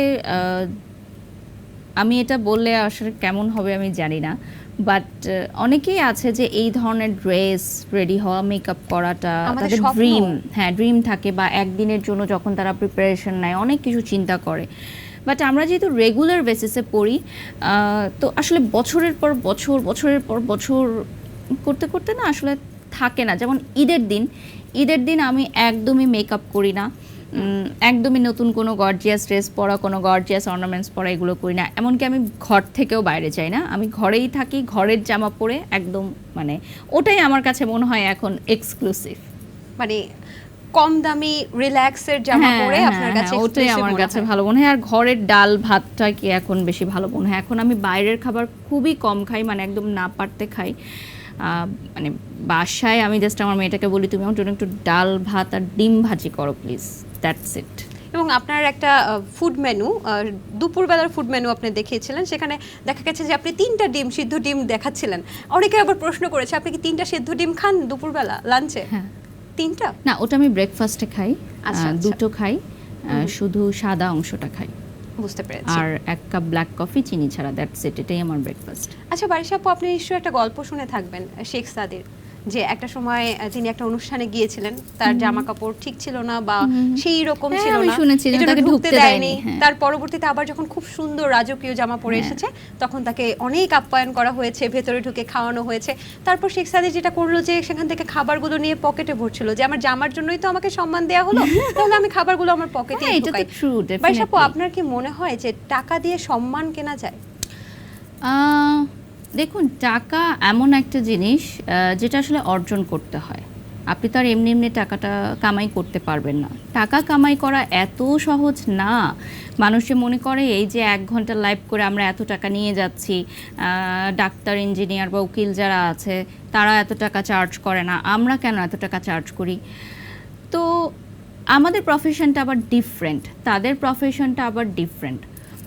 তো কথা হচ্ছে যে টাকা কামাই করা কিন্তু এত সহজ না। টাকা কামাই করতে হলে ওই যে বলে না যে অনেকে যে জুতার ছালটাও খোয়ায় ফেলতে হয়, ঠিক তেমন যারা বড় বড় বিজনেস পার্সনরা আছে, যারা কোটি কোটি টাকার মালিক, এরকম চুটকি বাজায় হয়ে যায় নাই। আমি এরকম অনেক বিগেস্ট বিজনেস পার্সনদের সাথে কথা বলেছি, যাদের স্টার্টিংটা যদি আপনি শুনেন আপনি পুরো অবাক হয়ে যাবেন যে এই মানুষটা একদিন এভাবে স্ট্রাগল করেছে।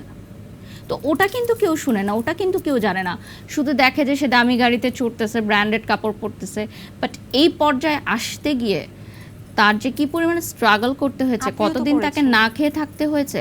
হ্যাঁ, ডেফিনেটলি আমি করেছি, বাট আমার চেয়েও আরও অনেক কষ্টের জীবন অনেকেরই আমি শুনেছি। বিভিন্ন বড় বড় গ্রুপ অফ ইন্ডাস্ট্রির মালিকদের সাথে যখন আমাদের বিভিন্ন মিটিং থাকে বা যখন কোনো গেট টুগেদারে দেখা হয়, তখন আমরা শুনি এই ধরনের কথাগুলো। আমি শুনতে চাই, আমি শুনতে চাই, আমি জিজ্ঞাসা করি যে আচ্ছা আপনার শুরুটা কিভাবে ছিল এরকম, কারণ আমি এগুলোতে অনেক বেশি ইন্সপায়ার্ড হই আর এবং এগুলো থেকে অনেক কিছু শেখার আছে বলে আমি মনে করি। আমরাও শুনতে চাই। আমি যতটুকু শুনেছি একসময় আপনার গাড়ি ছিল না, আপনি বাসে যাতায়াত করতেন এবং একসময় বাসে থেকে ধাক্কা মেরে ফেলেও দেওয়া হয়েছিল। না, আমি যখন বাসে যাওয়া আসা করতাম তখন কিন্তু বাসে হিউজ মানে মানুষ কেন ছিল, কারণ তখন এখনো এই যে আছে? অ্যাপ কোম্পানিগুলো আসে নাই না, এখন কমেছে, কারণ এখন ওই যে অ্যাপে ডাক দিলে ওই যে কি গাড়ি না বা- বারিশা আপু, আপনি হয়তো ইয়ে জানেন আসে না, না? এখনো এমন বাসের যাতায়াতের রুট আছে যেখানে হ্যাঁ, হাজার হাজার মানুষ ডেফিনেটলি, বাট বাসের আপনি জন্য সেই দাঁড়িয়ে সময়ের থাকে। কথা চিন্তা করেন যখন এই ধরনের অ্যাপ আসে নাই, তখন কি ধরনের মানে ভিড় থাকতো বাসে। মানে আমার তো মানে মনে হতো যে আমি 2-3 ঘন্টা আগে বের হতাম যে আমি বাসে সিট পাবো কিনা বা বাসে উঠতে পারবো কিনা, যে আমি টাইমলি, কারণ তখন আমি টাইম মেনটেন করতাম, তখন আমি খুবই টাইম মেনটেন করতাম। তো এখন তো আমি বলি যে এখন যাদের গাড়ি নাই বা যারা এখন কাজ করে তারা তো এখন ওই যে কি যেন মোবাইলে ডাক দিলে চলে আসে না গাড়ি, আমি এগুলো পারি না অবশ্য। Ride sharing. হ্যাঁ হ্যাঁ, এগুলো চলে আসে। তো এটা ভালো, আমার মনে হয়েছে যে যখন আমরা কাজ করেছি এই ধরনের অনেক ফ্যাসিলিটিস আমরা পাই নাই। তো অনেক রাতে যখন শুটিং শেষ হতো আমাদের কিন্তু অনেক কষ্ট হতো যাওয়া আসা করতে, কারণ আমি সবসময় মনে করি যে একা সিএনজিতে বা ট্রাভেল করার চেয়ে যদি আমি এমন একটা জায়গায় যাই বা বাসে উঠি Public যেখানে অনেক transport। মানুষ আছে, সেটা আমার জন্য বেশি সেফ মনে হতো। তো আমি সবসময় পাবলিক ট্রান্সপোর্টে যাওয়া আসা করার চেষ্টা করতাম, মানে যখন অনেক রাত সবসময় হয়ে বাস যেত। পেতেন তো নাকি? হ্যাঁ, আর মাঝে মধ্যে দেখা যেত যখন অনেক লাগেজ থাকতো, অনেক জিনিস থাকতো, তখন হচ্ছে সিএনজি দিতাম। কিন্তু যেদিন সিএনজি দিতাম ওই দিন মনে হতো যে এই টাকাটা যে চলে গেল, এই টাকা দিয়ে আরো 2টা ড্রেস কিনতে পারতাম, আরে কেন শেষ হয়ে গেল টাকাটা। আগে তো পিআর পেতেন না, নিজের ড্রেস নিজে কিনতে হ্যাঁ হতো। হ্যাঁ হ্যাঁ, তখন তো নিজের ড্রেস নিজেকেই কিনতে হতো। আচ্ছা আচ্ছা। তো যে প্রশ্নটা ছিল, টাকা দিয়ে কি আসলে সম্মান কেনা যায় কি যায় না? হ্যাঁ, কি ডেফিনেটলি কেনা যায়, কারণ আবার এমন কিছু সম্মান আছে যেটা কখনো টাকা দিয়ে কেনা যায় না। যেমন রিসেন্টলি আমি একটা বাচ্চাদের স্কুলে বিচারক হিসেবে গেলাম। ওখানে ছোট ছোট বাচ্চাগুলো এসে যখন আমাকে সালাম করছিল, তখন আমার কাছে ফিল হলো যে এই সম্মানটা আসলে আমি কোটি টাকা দিয়েও কখনো কিনতে পারবো না। সেটা আমার কাছে অনেক স্পেশাল ফিল হয়েছে। তো আসলে দুটোই বোথ। টাকা দিয়ে কি ভালোবাসা কেনা যায়? যেটা কিনা যায় ওটা কখনো রিয়েল লাভ হয় না, আর যেটা রিয়েল লাভ সেটার জন্য কখনো টাকা পয়সা দরকার হয় না। তবে হ্যাঁ, যখন আপনি সংসার জীবনে যাবেন তখন ডেফিনেটলি আপনার একটা মিনিমাম অ্যামাউন্ট অফ মানি তো দরকারই হবে আপনার সংসারটা চালানোর জন্য। আপনার মেয়ের নাম এইজেল। হ্যাঁ আপনি কি জানেন দীপ্ত টিভির একটা তারকের সিরিয়ালের নাম ছিল এইজেল? হ্যাঁ, আমার শাশুড়ি মা তো ওটা দেখেই আমার মেয়ের নাম রেখেছে। আসলে হ্যাঁ, এটা আমি আজকে বললাম, এটা এর আগে কখনোই বলা হয় নাই। তো উনি ওই সিরিয়ালের বিগ ফ্যান ছিলেন এবং উনি ওই সিরিয়ালটা দেখতেন। তো আমার মেয়ে যখন পেটে ছিল তখন আমরা এ দিয়ে নাম ফাইন্ড আউট করছিলাম, কারণ ওর বাবার নামটা এ দিয়ে শুরু হয়। তো পরবর্তীতে ওর বাবার নাম আমি না সীমান্ত? আলভি রায়হান আচ্ছা, সীমান্ত। আলভি সো রায়হান। ফার্স্ট অক্ষরটা দিয়ে বাবার নামের প্রথম অক্ষর দিয়ে মেয়ের নামটা রাখতে চাচ্ছিলাম। তো আমি তো নাম পাচ্ছিলামই না খুঁজে। পরবর্তীতে আমার শাশুড়ি মা এই নামটা চুজ করলেন এবং সাথে সাথে আমরা সবাই পছন্দ করলাম, কারণ এটা খুবই ডিফারেন্ট এবং খুব কম শোনা যায় এই নামটা। আর এই নামের মানে মিনিংটাও খুব সুন্দর, গিফট অফ গড। তো পরবর্তীতে ওটাই রাখা হলো, কিন্তু আফসোস হচ্ছে যে আমার মেয়ের নামটা সঠিকভাবে উচ্চারণ করতে পারে খুব কম মানুষ, আমি নিজেও মাঝে মধ্যে পারি না। যাক বাবা, একটা বিষয় ভালো লাগলো যে দীপ্ত টিভির তারকির serial। ডাবিং সিরিয়াল দেখে আপনার বারিশা হকের মেয়ের নাম রাখা হয়েছে।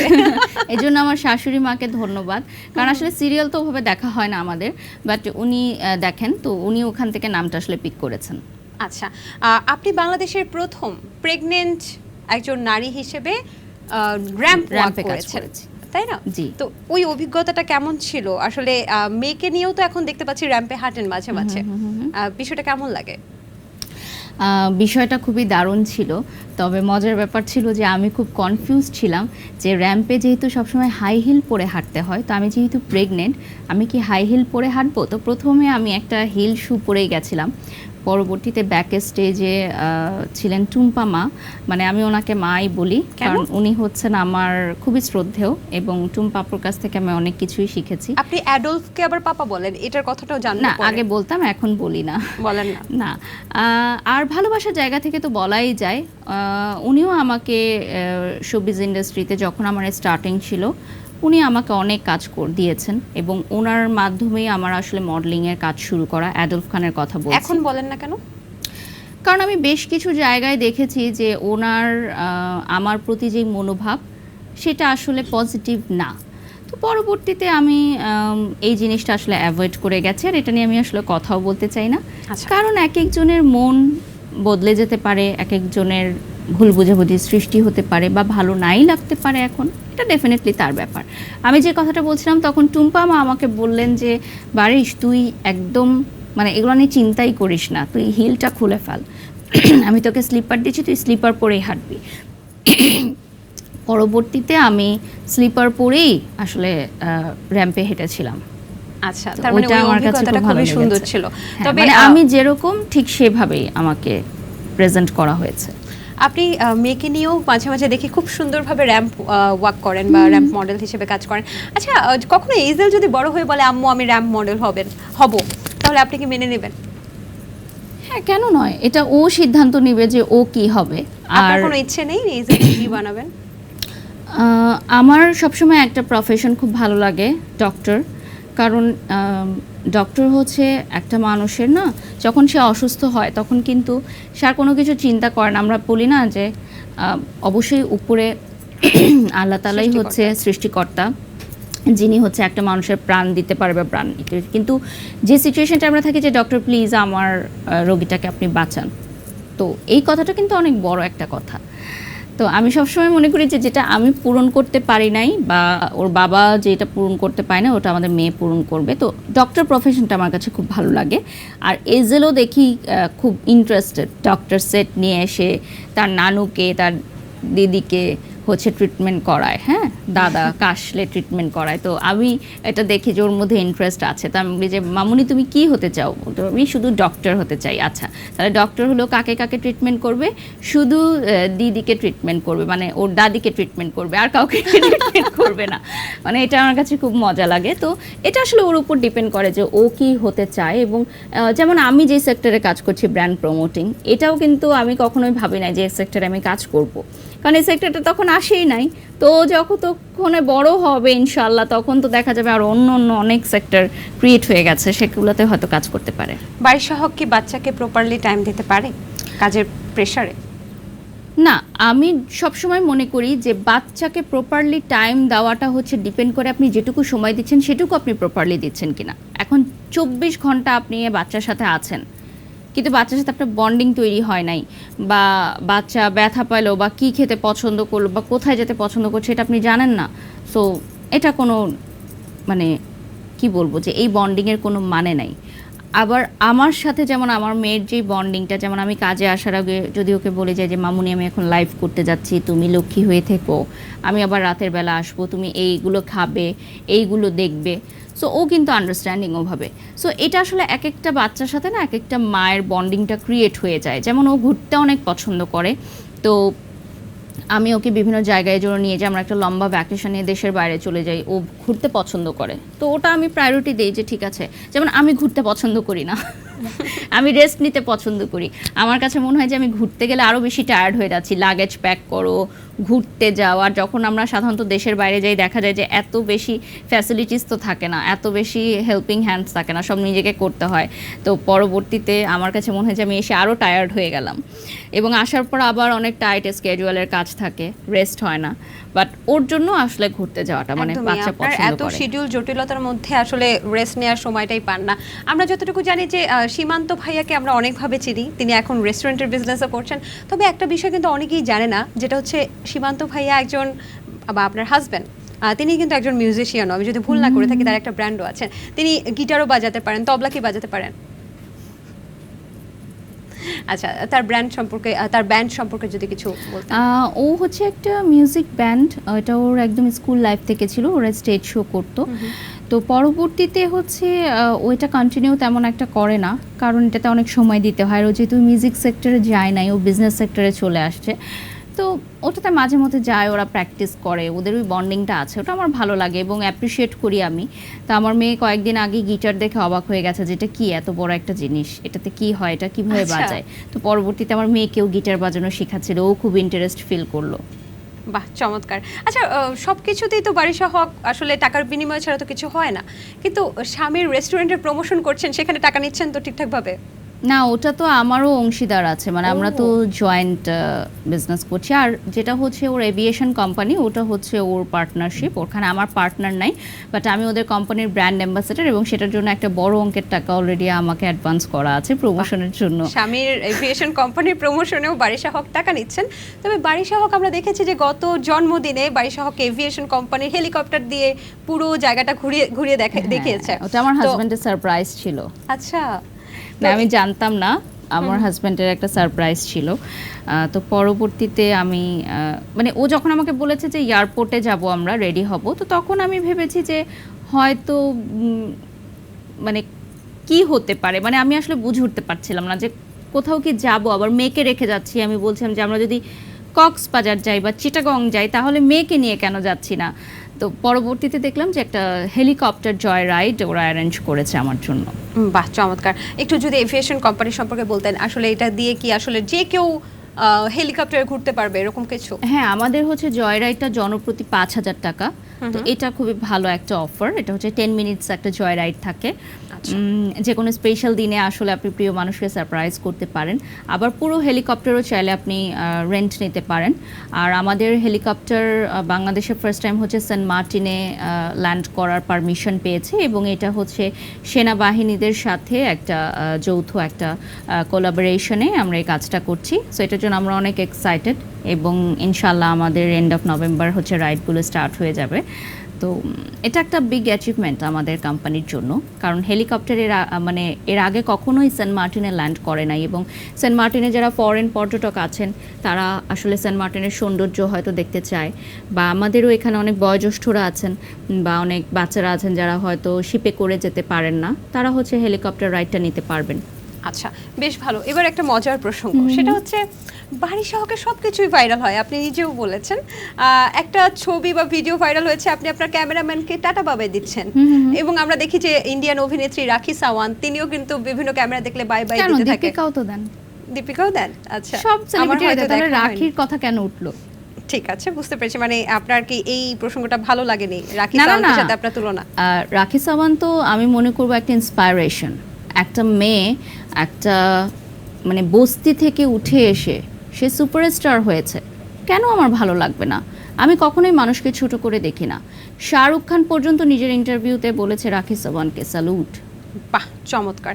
তো আপনি ক্যামেরাম্যানকে নিজের, অনেকে জিজ্ঞেস করে মজা ছিল যে নিজের ক্যামেরাম্যানকে টাটা বাই বাই দেওয়ার কি আছে? তুমিও দাও, তোমাকে কে মানা করেছে? তুমিও একটা ক্যামেরাম্যান নিয়ে আসো, ক্যামেরাম্যানের পেমেন্ট করো, সেও তোমাকে টাটা বাই বাই দিয়ে ভিডিও করে দিবে। Simple, my life my choice. বাহ, চমৎকার। জেলাস না হয়ে নিজে কিছু করো, তাহলে তুমিও টাটা দিতে পারবে, সেটাও ভাইরাল হবে। ওকে, আপনাকে অনেকে কারিনা কাপুরের রেপ্লিকা বলে, কেন বলে? সেটা তো তারা বলতে পারবে, আমি দেখেছি এই জিনিসটা। আবার বাংলাদেশের কারিনা কাপুর, গরিবের কারিনা কাপুর, ও মাই গড। আপনাকে তো গরিবের নিতা আম্বানিও বলে, এবং বলে যে আপনি নাকি নেকলেস পরেন। আপনি নিজেও দেখিয়েছেন নেকলেস পরেন নিতা আম্বানির, ইভেন চুলের কালার করেন নিতা আম্বানির মতো। আপনি কি আসলেই গরিবের নিতা আম্বানি নাকি বড়লোকের নিতা আম্বানি? না, আপনি তো বিষয়টা বড়লোক। কি না, আমি এখন পর্যন্ত আমি বলবো যে আমি খুবই সাধারণ, আমি সাধারণই থাকতে চাই। বাট আমার ক্যামেরার সামনে যে লাইফটা আমি দেখাই, এটা ডেফিনেটলি আমার প্রফেশনের জন্য। আমি আমার পার্সোনাল লাইফে আমি বাসায় যখন থাকবো এভাবে রেডি হয়ে এভাবে দামি গহনা দামি ড্রেস পরে থাকবো না ডেফিনেটলি। সো আমার প্রফেশনাল লাইফ এবং পার্সোনাল লাইফের মাঝখানে একটা বিরাট একটা লাইন আছে যেটা কেউ ক্রস করতে পারবে না। ইভেন আমার একটা রুলস আছে যে আমি যেসব কোম্পানির ওনারদের সাথে কাজ করি, অনেকেই বলে না যে আপু আপনার বাসায় যেতে চাই বা বাসায় দাওয়াত দিতে চাই, বাসায় দাওয়াত খাবো বা এরকম বলে, এটা ভালোবাসার জায়গা থেকে বলে। বাট আমি সবসময় মনে করি কি যে প্রফেশনাল সম্পর্ক না প্রফেশনালি থাকা উচিত, কাজের বাইরে আসলে বেশি কথা বলা উচিত না। কারণ পাতিল যত কাছে যাবে ততই কিন্তু ঠোকাঠুকি লাগার সম্ভাবনা থাকবে। প্রফেশনাল সম্পর্ক প্রফেশনালের মতোই থাকা উচিত, এটা আমি মনে করি। এবং এতে সম্পর্ক ভালো থাকে, দূরত্ব বজায় রাখা উচিত, একটা মিনিমাম দূরত্ব বজায় রাখা উচিত। আচ্ছা, একটা বিষয় জানার ইচ্ছে যে আপনি যখন বাসায় যান তখন অনেক সময় ফেসিয়াল কিছু ট্রিটমেন্টের লাইভ করেন, যেটা হচ্ছে আপনি ওয়াশরুম থেকে করেন। এটা নিয়ে অনেকে মানে আপনি সবকিছু নিয়ে আলোচনা, সো এটা নিয়ে অনেকে বলে আচ্ছা মোবাইল যে ওয়াশরুমে নিয়ে গেছে পানি টানিতে পড়ে যায় না বা ওয়াশরুমের কমোডে পড়ে যায় না, তো এই বিষয়টা নিয়ে আপনি কি বলবেন? আমার তো একটা রেস্টরুম না, আসলে আমাদের বাসায় মাল্টিপল রেস্টরুম এবং এক একটা রেস্টরুমের এক একটা কাজ। যেমন যেই রেস্টরুমে হচ্ছে আমি স্কিন কেয়ার লাইভ করি, ওই রেস্টরুমে হচ্ছে শাওয়ার নেওয়া হয় না। আচ্ছা, তো শাওয়ার নেওয়ার জন্য আলাদা একটা রেস্টরুম আছে যেখানে শুধুমাত্র শাওয়ার নেওয়া হবে, ওখানে আবার ফেসিয়ালের কোনো কাজ করা হবে না ফেসের। আবার আমার মেয়ের জন্য একটা আলাদা রেস্টরুম আছে যেটা শুধু আমার মেয়ের জন্য, ওটা আর কেউ ইউজ করবে না। মানে ওখানে বাচ্চাদের সব আইটেম অ্যান্ড প্রোডাক্টস থাকে। তো এটা তো মানুষ জানে না, এজন্য এই বিধায় এরকম কথা বলে, এই আর কি। সম্প্রতি বুবলির একটা ড্রেসকে নকল করে বা বুবলিকে কপি করার একটা বিষয় কিন্তু উঠে এসেছে বারিশা হকের। একই রকম ড্রেস পরে বুবলিও হেঁটেছে, বারিশা হক হেঁটেছে। এই ব্যাপারটা কিছু বলতে চান? No comments. মানে ওনাকে কি আপনি কপি করেছিলেন? দেখেন, উনি হচ্ছেন চলচ্চিত্রের একজন মানুষ, আমি হচ্ছে একজন লাইভ প্রেজেন্টার। ওনাকে কেন আমি কপি করতে যাব বা উনি বা কেন আমাকে কপি করতে যাবেন? আবার অনেকে এরকম বলেছে যে কাকে বেশি সুন্দর লাগছে, কে ড্রেসটা বেশি ভালোভাবে ক্যারি করতে পারছে। এটা কেউ জানতে চায় নাই তোমাদের কাছে বাবা, এটা কেউ জানতে চায় নাই, আমিও জানতে চাই নাই, উনিও জানতে চায় নাই। সো রিল্যাক্স, তোমরা ঘুমাও বাসায়। আচ্ছা, আপনি গোল্ডের ঘড়ি নিয়ে যখন কথা বলেছেন, অনেকে বলেছে যে জাহেদ খানও ঘড়ি নিয়ে কথা বলে। তো জাহেদ খানের সাথে আপনার মিডিয়ার সম্পর্ক কেমন? প্রফেশনাল সম্পর্ক। আচ্ছা, মানে ওনাকে নায়ক হিসেবে কেমন লাগে আপনার? ডেফিনেটলি উনি খুব ভালো একজন মানুষ। আমি ওনার সিনেমা দেখি নাই, সো আমি ওটা বলতে পারবো না যে কত 10 on 10, বাট উনি অনেক হেল্পফুল একজন পার্সন। এবং ওনার গণ্ডিতে যদি থাকে যে উনি এই হেল্পটা আমাদেরকে করতে পারবে, আর উনি ছোটদেরকে অনেক স্নেহ করে, অনেক সাপোর্ট দেয়, খুব পজিটিভ মাইন্ডের একজন মানুষ। আচ্ছা, লাইভে টাকা এবং খাবার দেখান, এটা কেন? ভাইরাল হওয়ার জন্য। সত্যি? হ্যাঁ। কেন? ওমা, ভাইরাল হওয়াটা ভিউ কি জীবনে ভালো হবে, সেল ভালো হবে, কোম্পানির বেনিফিট হবে, কোম্পানির বেনিফিটটাই তো আমি দেখবো দিন শেষে, তাই না? আচ্ছা বারিশা আপু, অনেকে আছে না ভাইরাল হওয়ার জন্য আসলে অনেক কিছু করে ফেলছে এখন। আমি আপনাকে মেন করছি না, মানে অনেককেই তো আমরা সোশ্যাল মিডিয়াতে দেখছি যে ভাইরাল হওয়ার জন্য কতটুকু নিচে নামা যায়। আসলে ভাইরালের এই প্রতিযোগিতাটা কি আমাদেরকে অসুস্থ করে তুলছে কোনোভাবে? অনেক ক্ষেত্রে, কারণ অনেকেই আছে যারা ভিউ বানানোর জন্য মানুষের নামে আজে বাজে কথা বলছে, লাইভে এসে মিথ্যা অপপ্রচার করছে, মানুষকে নেগেটিভ কমেন্ট করছে, মানুষকে গালাগালি পর্যন্ত করছে। কিন্তু এটাকে তো এখন আবার বলা হয় যে ভালো ভালো ব্যাপার। যেমন আপনার নামে যদি কেউ একটা ভাইরাল কিছু ছড়ায়, সেক্ষেত্রে আপনার সেল বেড়ে যাচ্ছে, আপনি নিজেই বলেছেন। এটা তো আমি আমার কথা বলছি, আমি তো সমাজের কথা বলছি যে সমাজ তাদের কাছ থেকে কি শিখতে পারবে। অনেকেই আছে লাইভে এসে এমন ধরনের শব্দ চয়ন করেন যেগুলো আসলে একটা বাচ্চা যদি সেই লাইভটা দেখে তাহলে সেই বাচ্চার উপর বিরূপ প্রভাব পড়তে পারে। তো আমরা যেমন আপনি বলেন যে টাকা দেখাচ্ছি, খাবার দেখাচ্ছি, এগুলো কিন্তু সমাজের কোনো ক্ষতি হচ্ছে না। আমি তো কোনো খারাপ শব্দ চয়ন করছি না বা আরেকটা মানুষকে নিয়ে আমি খারাপ মন্তব্য করছি না। আমি তো সমাজের কোনো ক্ষতি করছি না, আমি এন্টারটেনমেন্টের জন্য কাজ করছি। সো যতক্ষণ পর্যন্ত আমি এন্টারটেনমেন্টের জন্যই কাজ করব, সেটা অবশ্যই আমি পজিটিভলি নেই। বাট কিছু কিছু কন্টেন্ট ক্রিয়েটাররা নেগেটিভ হওয়ার জন্য, মানে ভিউ করার জন্য বিভিন্ন নেগেটিভ কিছু করে থাকে, সেটা আসলে আমি কখনোই মনে করি না যে দরকার আছে। আপনার সামাজিক কার্যকলাপ করার জন্য একটা সংগঠন আছে গিভ আ হ্যান্ড, এবং এই ধরনের আসলে সহায়তামূলক কর্মকাণ্ড করার সময় অনেকে কিন্তু অনেক সমস্যার সম্মুখীন হয়। আপনি কি কোনো সমস্যার সম্মুখীন হয়েছেন? অনেকবার হয়েছি, কারণ আমরা যখনই যেখানে খাবার দিতে যাই, মানে বিনামূল্যে আহার বিতরণ করতে যাই, ও মাই গড, এত বেশি মানে ক্রাউড হয়ে যায় যে জীবন নিয়ে ফিরে আসা দায়, একদম মানে জীবন নিয়ে ফিরে আসতে হয় ওরকম সময়। এটা আসলে হয় কারণ আমাদের আশেপাশে আসলে আপনি কয়জনকে খাওয়াবেন বলেন, হাজার হাজার মানুষ আছে যারা ক্ষুধার্ত, আমাদের একার পক্ষে সবসময় সম্ভব হয় না।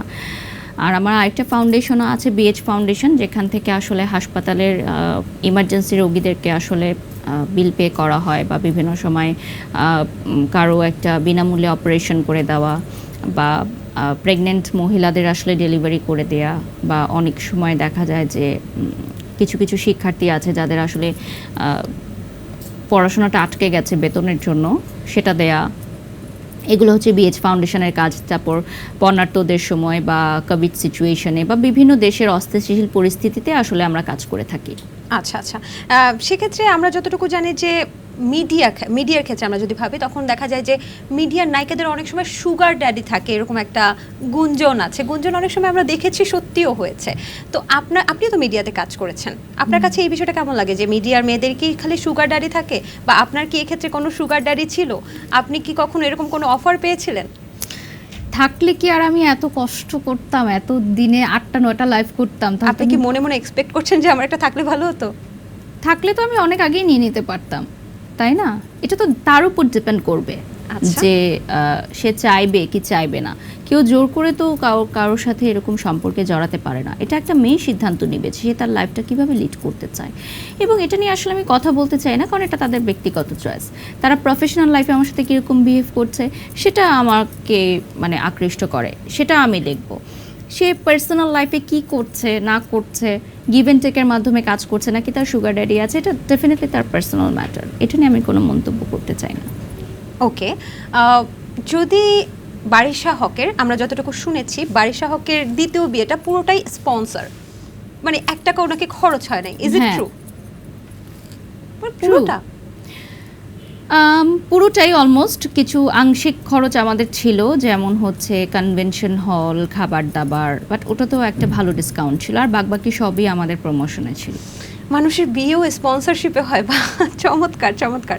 আচ্ছা, এই যে আপনি একজন উদ্যোক্তা, আপনি তো ব্র্যান্ড প্রমোটারের সাথে একজন উদ্যোক্তাও, উদ্যোক্তা হিসেবে আপনার জার্নিটা যদি একটু বলতেন, আপনি কি ধরনের কাজগুলো করছেন? আমার কিন্তু একটা হিডেন একটা ডিজাইনার শাড়ির পেজও আছে, হিডেন, মানে মাঝে মধ্যে আমি আসলে আসি, ওটার সময় পাই না আমি। হ্যাঁ, ওটা হচ্ছে সল্ট লাইফস্টাইল, তো ওটা নিয়ে আমি অত প্রসার করি না। আর হচ্ছে বিজনেসের বিষয়টা হচ্ছে, এটা আমার হাজব্যান্ড টোটালি মানে ওরই আসলে প্ল্যানিং ছিল যে আমরা বিজনেস সেক্টরে যাব। ও কিন্তু একটা সময় জবও করেছে, তো পরবর্তীতে বিয়ের পর ও জবটা ছেড়ে দিয়েছে, এবং ওর আগেও একটা বিজনেস ছিল, মাল্টিপল বিজনেস ছিল ওর, সেগুলো সবইও ছেড়ে দিয়ে পরবর্তীতে 1টা বা 2টো বিজনেসেও ফোকাস করেছে। সেটাকে আমি অ্যাপ্রিসিয়েট করি। এবারে কিছু র্যাপিড ফায়ার কোয়েশ্চেন করবো, আপনি উত্তর দেবেন, ঠিক আছে? প্রাইভেট পড়ার অজুহাতে নাচের ক্লাসে গেলে যদি ধরা পড়তেন, মাকে কি উত্তর দিতেন? ধরা পড়ি নাই কখনো। গিয়েছিলেন কখনো? হ্যাঁ, অনেক গিয়েছি, কিন্তু আমি কখনো ড্রেস চেঞ্জ করি নাই, মানে স্কুল ড্রেস পরে আমি নাচের ক্লাস করতাম। নাচের ক্লাস করার জন্য, নাচ শেখার জন্য আপনি পরিবারকে মিথ্যা বলতেন, এই মিথ্যা বলার অভ্যাস কি এখনো আছে? যদি কোনো মিথ্যা আসলে ভালো বয়ে আনে, সেই মিথ্যাটা বলা উচিত আমি মনে করি, কারণ সেই মিথ্যাটা বলেছি একটা সময়, এই জন্যই কিন্তু আজকে আমি এই পর্যায়ে আসতে পেরেছি, এবং এখন আমি আমার মাকে বলে দিয়েছি সত্যটা, এবং সে বলেছে হ্যাঁ সেটা আমিও তখনই জানতাম, বুঝতে পারতাম। সবকিছু বুঝে যায় না। আচ্ছা, আপনি এই মিডিয়া ইন্ডাস্ট্রিতে সবচেয়ে কঠোরভাবে না কাকে বলেছিলেন, সেটা কি কারণে বলেছিলেন, কোন প্রেক্ষিতে? না, আমি তেমন কঠোর কখনোই না, আমি কাজপ্রেমী, কাজ ভালোবাসি এবং কাজ করতে পছন্দ করি। র্যাম শোতে ধরেন আপনি একটা র্যাম শো করছেন, সেখানে হাই হিল পরে হোঁচট খেয়ে পড়ে গেলেন, তখন আপনি কি করবেন? উঠে দাঁড়াবো, জুতা খুলে স্মার্টলি হেঁটে চলে যাবো, দ্যাটস ইজ কল্ড প্রফেশনালিজম। জীবনে কোন বিষয়টা করে আপনি সবচেয়ে বেশি লজ্জা পেয়েছিলেন? না, আমি মনে করি লজ্জা পাওয়ার কিছু নেই, প্রত্যেকটা জিনিসই আসলে শেখার আছে, এবং আমি ভুলগুলো থেকে শেখার চেষ্টা করি যাতে পরবর্তীতে আমি জিনিসটা শুধরে নিতে পারি।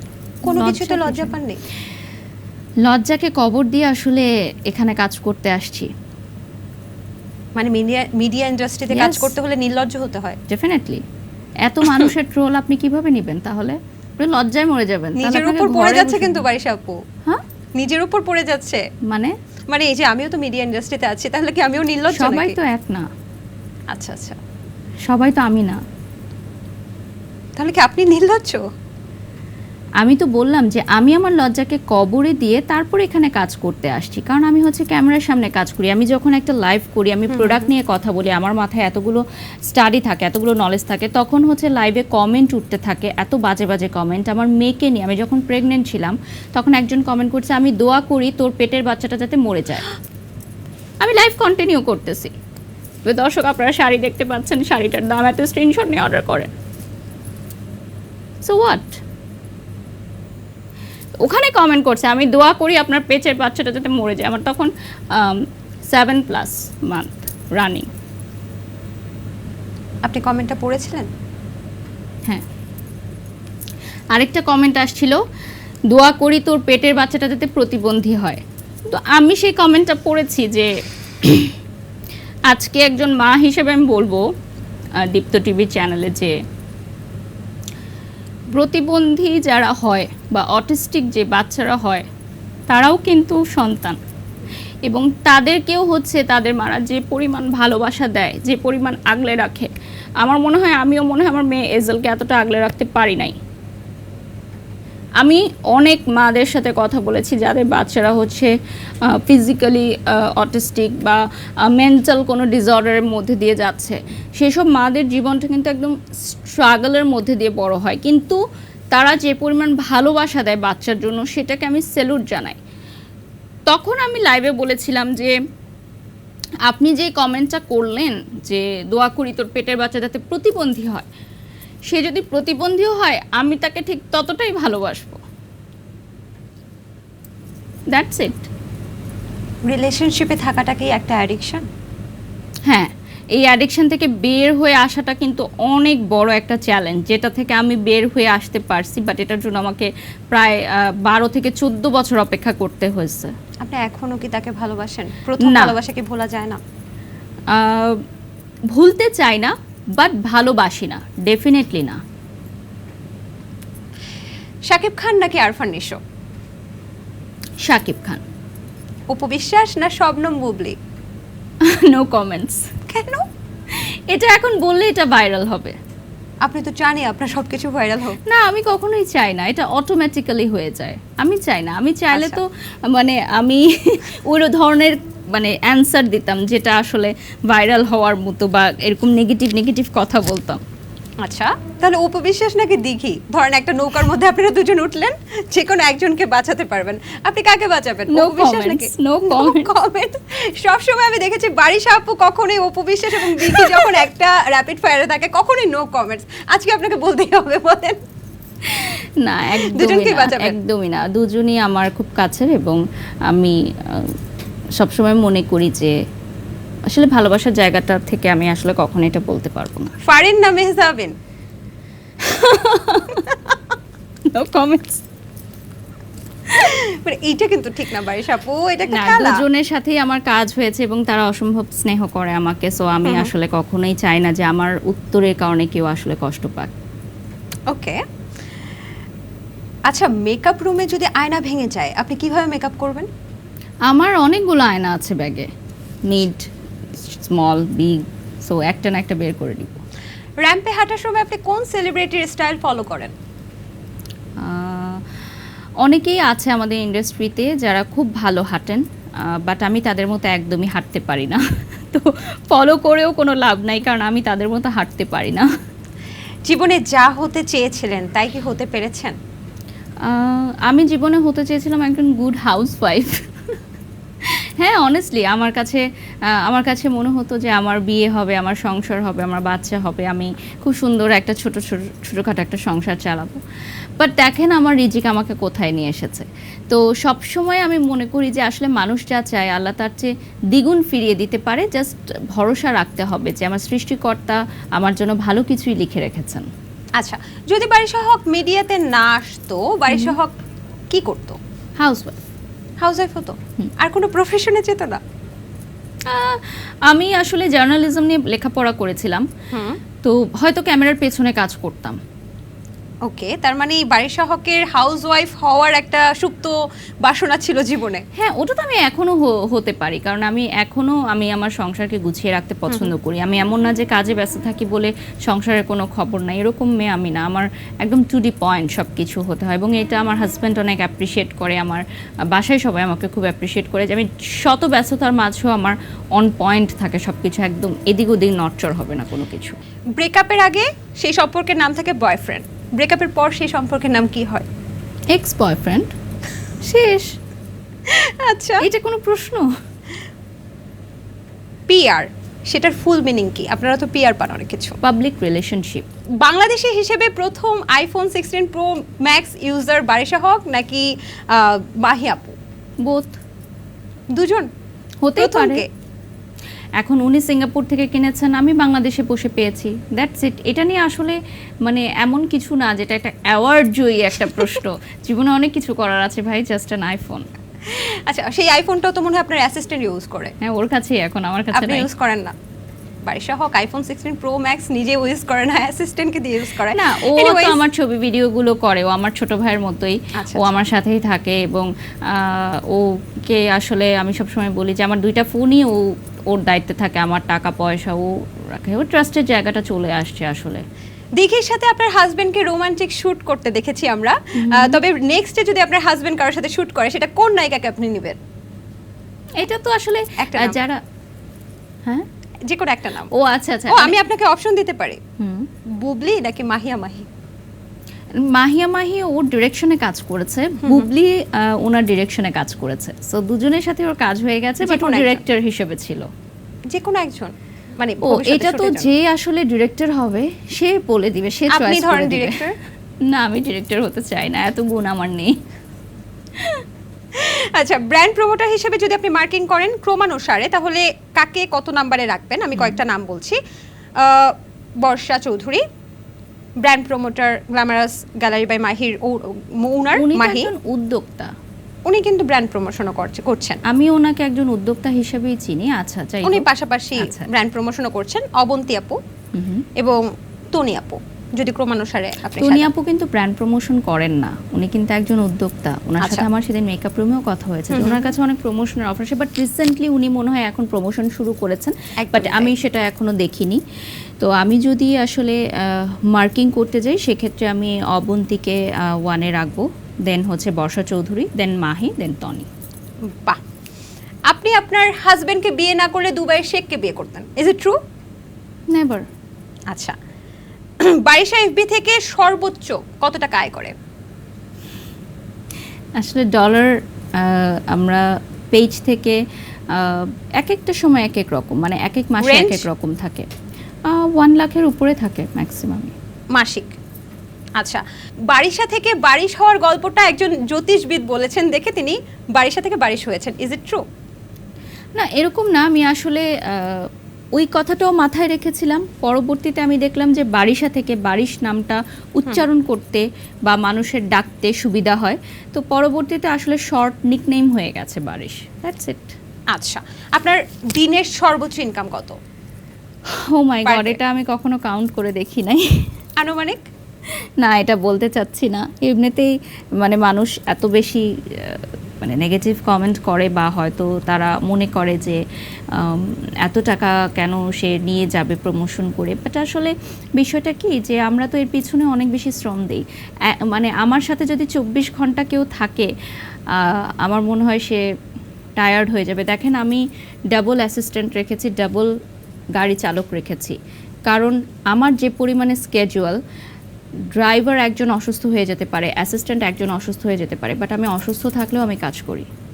103 ডিগ্রি জ্বর নিয়েও কাজ করেছেন আমরা ডেফিনেটলি দেখেছি। আমি স্যালাইন নিয়ে নারায়ণগঞ্জে গিয়ে ওপেনিং করেছিলাম, কারণ আমার ওই দিন ওপেনিং এর ডেট ছিল। পরবর্তীতে আমি গাড়িতেই আমার স্যালাইন পুশ করা ছিল, আমি ওটা করে গেছি। জাস্ট হচ্ছে ওপেনিং এর টাইমে আমি স্যালাইন খুলে ওপেনিং করে দিয়ে আসছি, কারণ আমি জানি যে একটা মানুষ যখন কোনো প্রোগ্রাম অ্যারেঞ্জ করে আমার কথা চিন্তা করে, সে ওই দিনের জন্য অনেক টাকা লগ্নি করে, বা আমার সাথে আরেকজন চিত্রনায়িকা ছিলেন, তার শিডিউলের একটা ব্যাপার আছে। সো হুট করে আমি এমন কোনো কাজ করে দিতে পারি না যেটাতে সে আর্থিক ক্ষতির সম্মুখীন হয়। হ্যাঁ, লাইভের বিষয়গুলো আলাদা, যেগুলো আমি হয়তো স্কেজুয়াল চেঞ্জ করে আগে পরে নিতে পারি, বাট যেগুলো ইভেন্ট বা ওপেনিং, সেগুলোর কিন্তু ডেটটা চেঞ্জ করা একটু ডিফিকাল্ট থাকে। আচ্ছা, একদম সর্বশেষ প্রশ্ন, আমি কিছু নাম বলবো, সেই নামগুলোকে সেই নামের ব্যক্তিত্বদেরকে আপনি যদি বাসায় দাওয়াত করতেন কি খাওয়াতেন? আচ্ছা, পরিমণি, কি খাওয়াতেন? ডেজার্ট কোনো আইটেম খাওয়াতাম, কারণ সে অনেক নাম? মিষ্টি। পুডিং। আচ্ছা, অপু বিশ্বাস, ওনাকে অনেকবার আমি খাওয়াইছি বাসায়। কি খাইয়েছেন? চিকেন পোলাও, এবং ওনার বেবির জন্য দিয়েছিলাম, কারণ জয় অনেক পছন্দ করে চিকেন পোলাও, এবং আমার মা চিকেন পোলাওটা রান্না করে একটু সাদা সাদা করে, তো ওটা পছন্দ করে। বুবলিকে? No comments. বুবলিকে কিছু খাওয়াবেন না বাসায় আসলে? আসলে আপুর সাথে আমার খুবই প্রফেশনাল সম্পর্ক, এখনও ওরকম সম্পর্ক হয়নি যে বাসায় দাওয়াত করার মতো। যদি হয় তাহলে অবশ্যই খাওয়াবো। কি খাওয়াবেন? কাচ্চি বিরিয়ানি। আচ্ছা, পূজা চেরিকে? ওকে দেখলে আমার মনে হয় যে ও খাওয়ার ব্যাপারে অনেক সচেতন, তো ওকে আমি কোনো সালাদ আইটেম বা স্যুপ খাওয়াবো। আচ্ছা, শাকিব খান? ও মাই গড, উনি তো বাসায় আসলে আমার মনে হয় যে আমি রান্না বাড়াই সব ভুলে যাব, খালি ওনাকে দেখবেন? হ্যাঁ। তো যাই হোক, তাহলে কিছু খাওয়াবেন না? কফি। কফি খাওয়াবেন শুধু? আই গেস, কারণ মানে আপনি কি হচ্ছে আমি তাহলে- ওনার সাথে কফি এনজয় করতে চাই এবং ওনার ব্যাপারে জানতে চাই, ওনার স্ট্রাগল সম্পর্কে আমি জানতে চাই, শিখতে চাই। তো রান্না করে আমি সময় নষ্ট করব না ওই সময়। শাকিব খানের সাথে কফি এনজয় করতে চান বাড়ির সামনে? আচ্ছা, মেহজা আবিনকে কি খাওয়াবেন? Orange juice. ওকে। মিম, বিদ্যা সিনহা মিম? আপু খাসি অনেক পছন্দ করে, একবার আমরা খাসি নিয়ে খাওয়াবেন বিদ্যা গেছিলাম। সিনহা মিমকে? হ্যাঁ, ওনার জন্য আস্ত খাসির ডালা নিয়ে গেছিলাম আমরা আমাদের রেস্টুরেন্টের পক্ষ থেকে, তখন আপু বলেছিলেন যে ওনার খাসির মাংস অনেক পছন্দ। দিঘি? ও তো মাঝে মধ্যেই খায়, এবং মানে মাঝে মধ্যে আপনার বাসায় এসে খায়? হ্যাঁ, ও আমার একদম ফ্যামিলির মতো। মানে ওকে হয়তো স্ক্রিনে অনেকেই চিত্রনায়িকা বা ওই হিসেবে দেখে, বাট ওকে আমি একদমই ছোট বোনের মতো এবং অনেক আদর করি। আর দিঘির বাসায় আমাদের যাওয়া হয় যখন তখন, ও অনেক মজার রান্না করে আমাদের জন্য। ও নিজেও খুব ভালো রান্না করে, এটা অনেকে জানে না। ও খুব ভালো রান্না করে, আমি অবাক হয়ে যাই যে ও এত ছোট বয়সে এত রান্না শিখে গেছে, মাশাল্লাহ। আর ও আমার বাসায় আসলে তো একদম বাংলা আইটেম সব ওর জন্য রান্না রেডি থাকে, ও খুব আনন্দ করে খায়। আমি বলি তুমি খাও। মজা মাহিয়া করে। মাহি? মাহিয়াপুর জন্য যে কোনো চাইনিজ ফুড আমি করতে পারি। ওকে, আমরা একদমই অনুষ্ঠানের শেষ প্রান্তে। তবে দর্শক যেহেতু ব্র্যান্ড প্রমোটারকে এনেছি, ব্র্যান্ড প্রমোটারকে আজকে গান শোনাবে? ঠিক আছে, ব্র্যান্ড প্রমোশন করে দেখাবে, তাই না? তাহলে ব্র্যান্ড প্রমোশন করার জন্য আপনার পাশে একটা বালিশ আছে, হ্যাঁ হ্যাঁ। সেই বালিশটাকে আপনি সেল করে দেখান। আমি একজন উদ্যোক্তা, আমি আপনার কাছে বালিশটা দিয়েছি, যে আমার এই বালিশটাকে সেল করে দেখান, প্রমোশন করে দেখান। প্রিয় এই বালিশ- দর্শক, এখন যেটা দেখতে পাচ্ছেন না, বিউটিফুল কুশন, এবং এইটা কিন্তু আপনাদের ঘরের সৌন্দর্য বৃদ্ধি করবে, পাশাপাশি আপনারা সোফা সেটের সৌন্দর্য বৃদ্ধি এবং বিভিন্ন কালারে পেয়ে যাবেন, বিভিন্ন সাইজে পেয়ে যাবেন। সো অর্ডার করতে হলে আমাদেরকে স্ক্রিনশট নিয়ে অর্ডার করতে পারেন। এছাড়া যাদের পিঠের ব্যথা রয়েছে তারাও কিন্তু পিঠে দিতে পারেন, বসতে পারেন। যাদের অনেক সময় দেখা যায় যে বাড়িতে বিভিন্ন কালারের সোফা সেট আছে, সো বিভিন্ন কালারের অর্ডার করে রাখবেন, যখন আপনার বাসায় অতিথি আসবে তখন সেগুলো চেঞ্জ করে দিতে পারেন।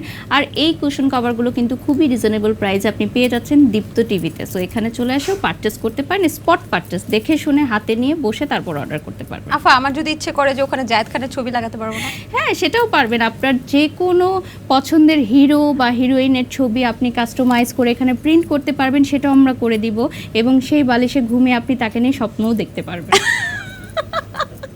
এটা কিন্তু খুবই সুন্দর ছিল এবং ব্র্যান্ড প্রমোটার যে সবসময় ব্র্যান্ড প্রমোশনের কাজটা খুব ঠিকঠাকভাবে করে এটা কিন্তু আজকে আমরা প্রমাণ পেয়েছি।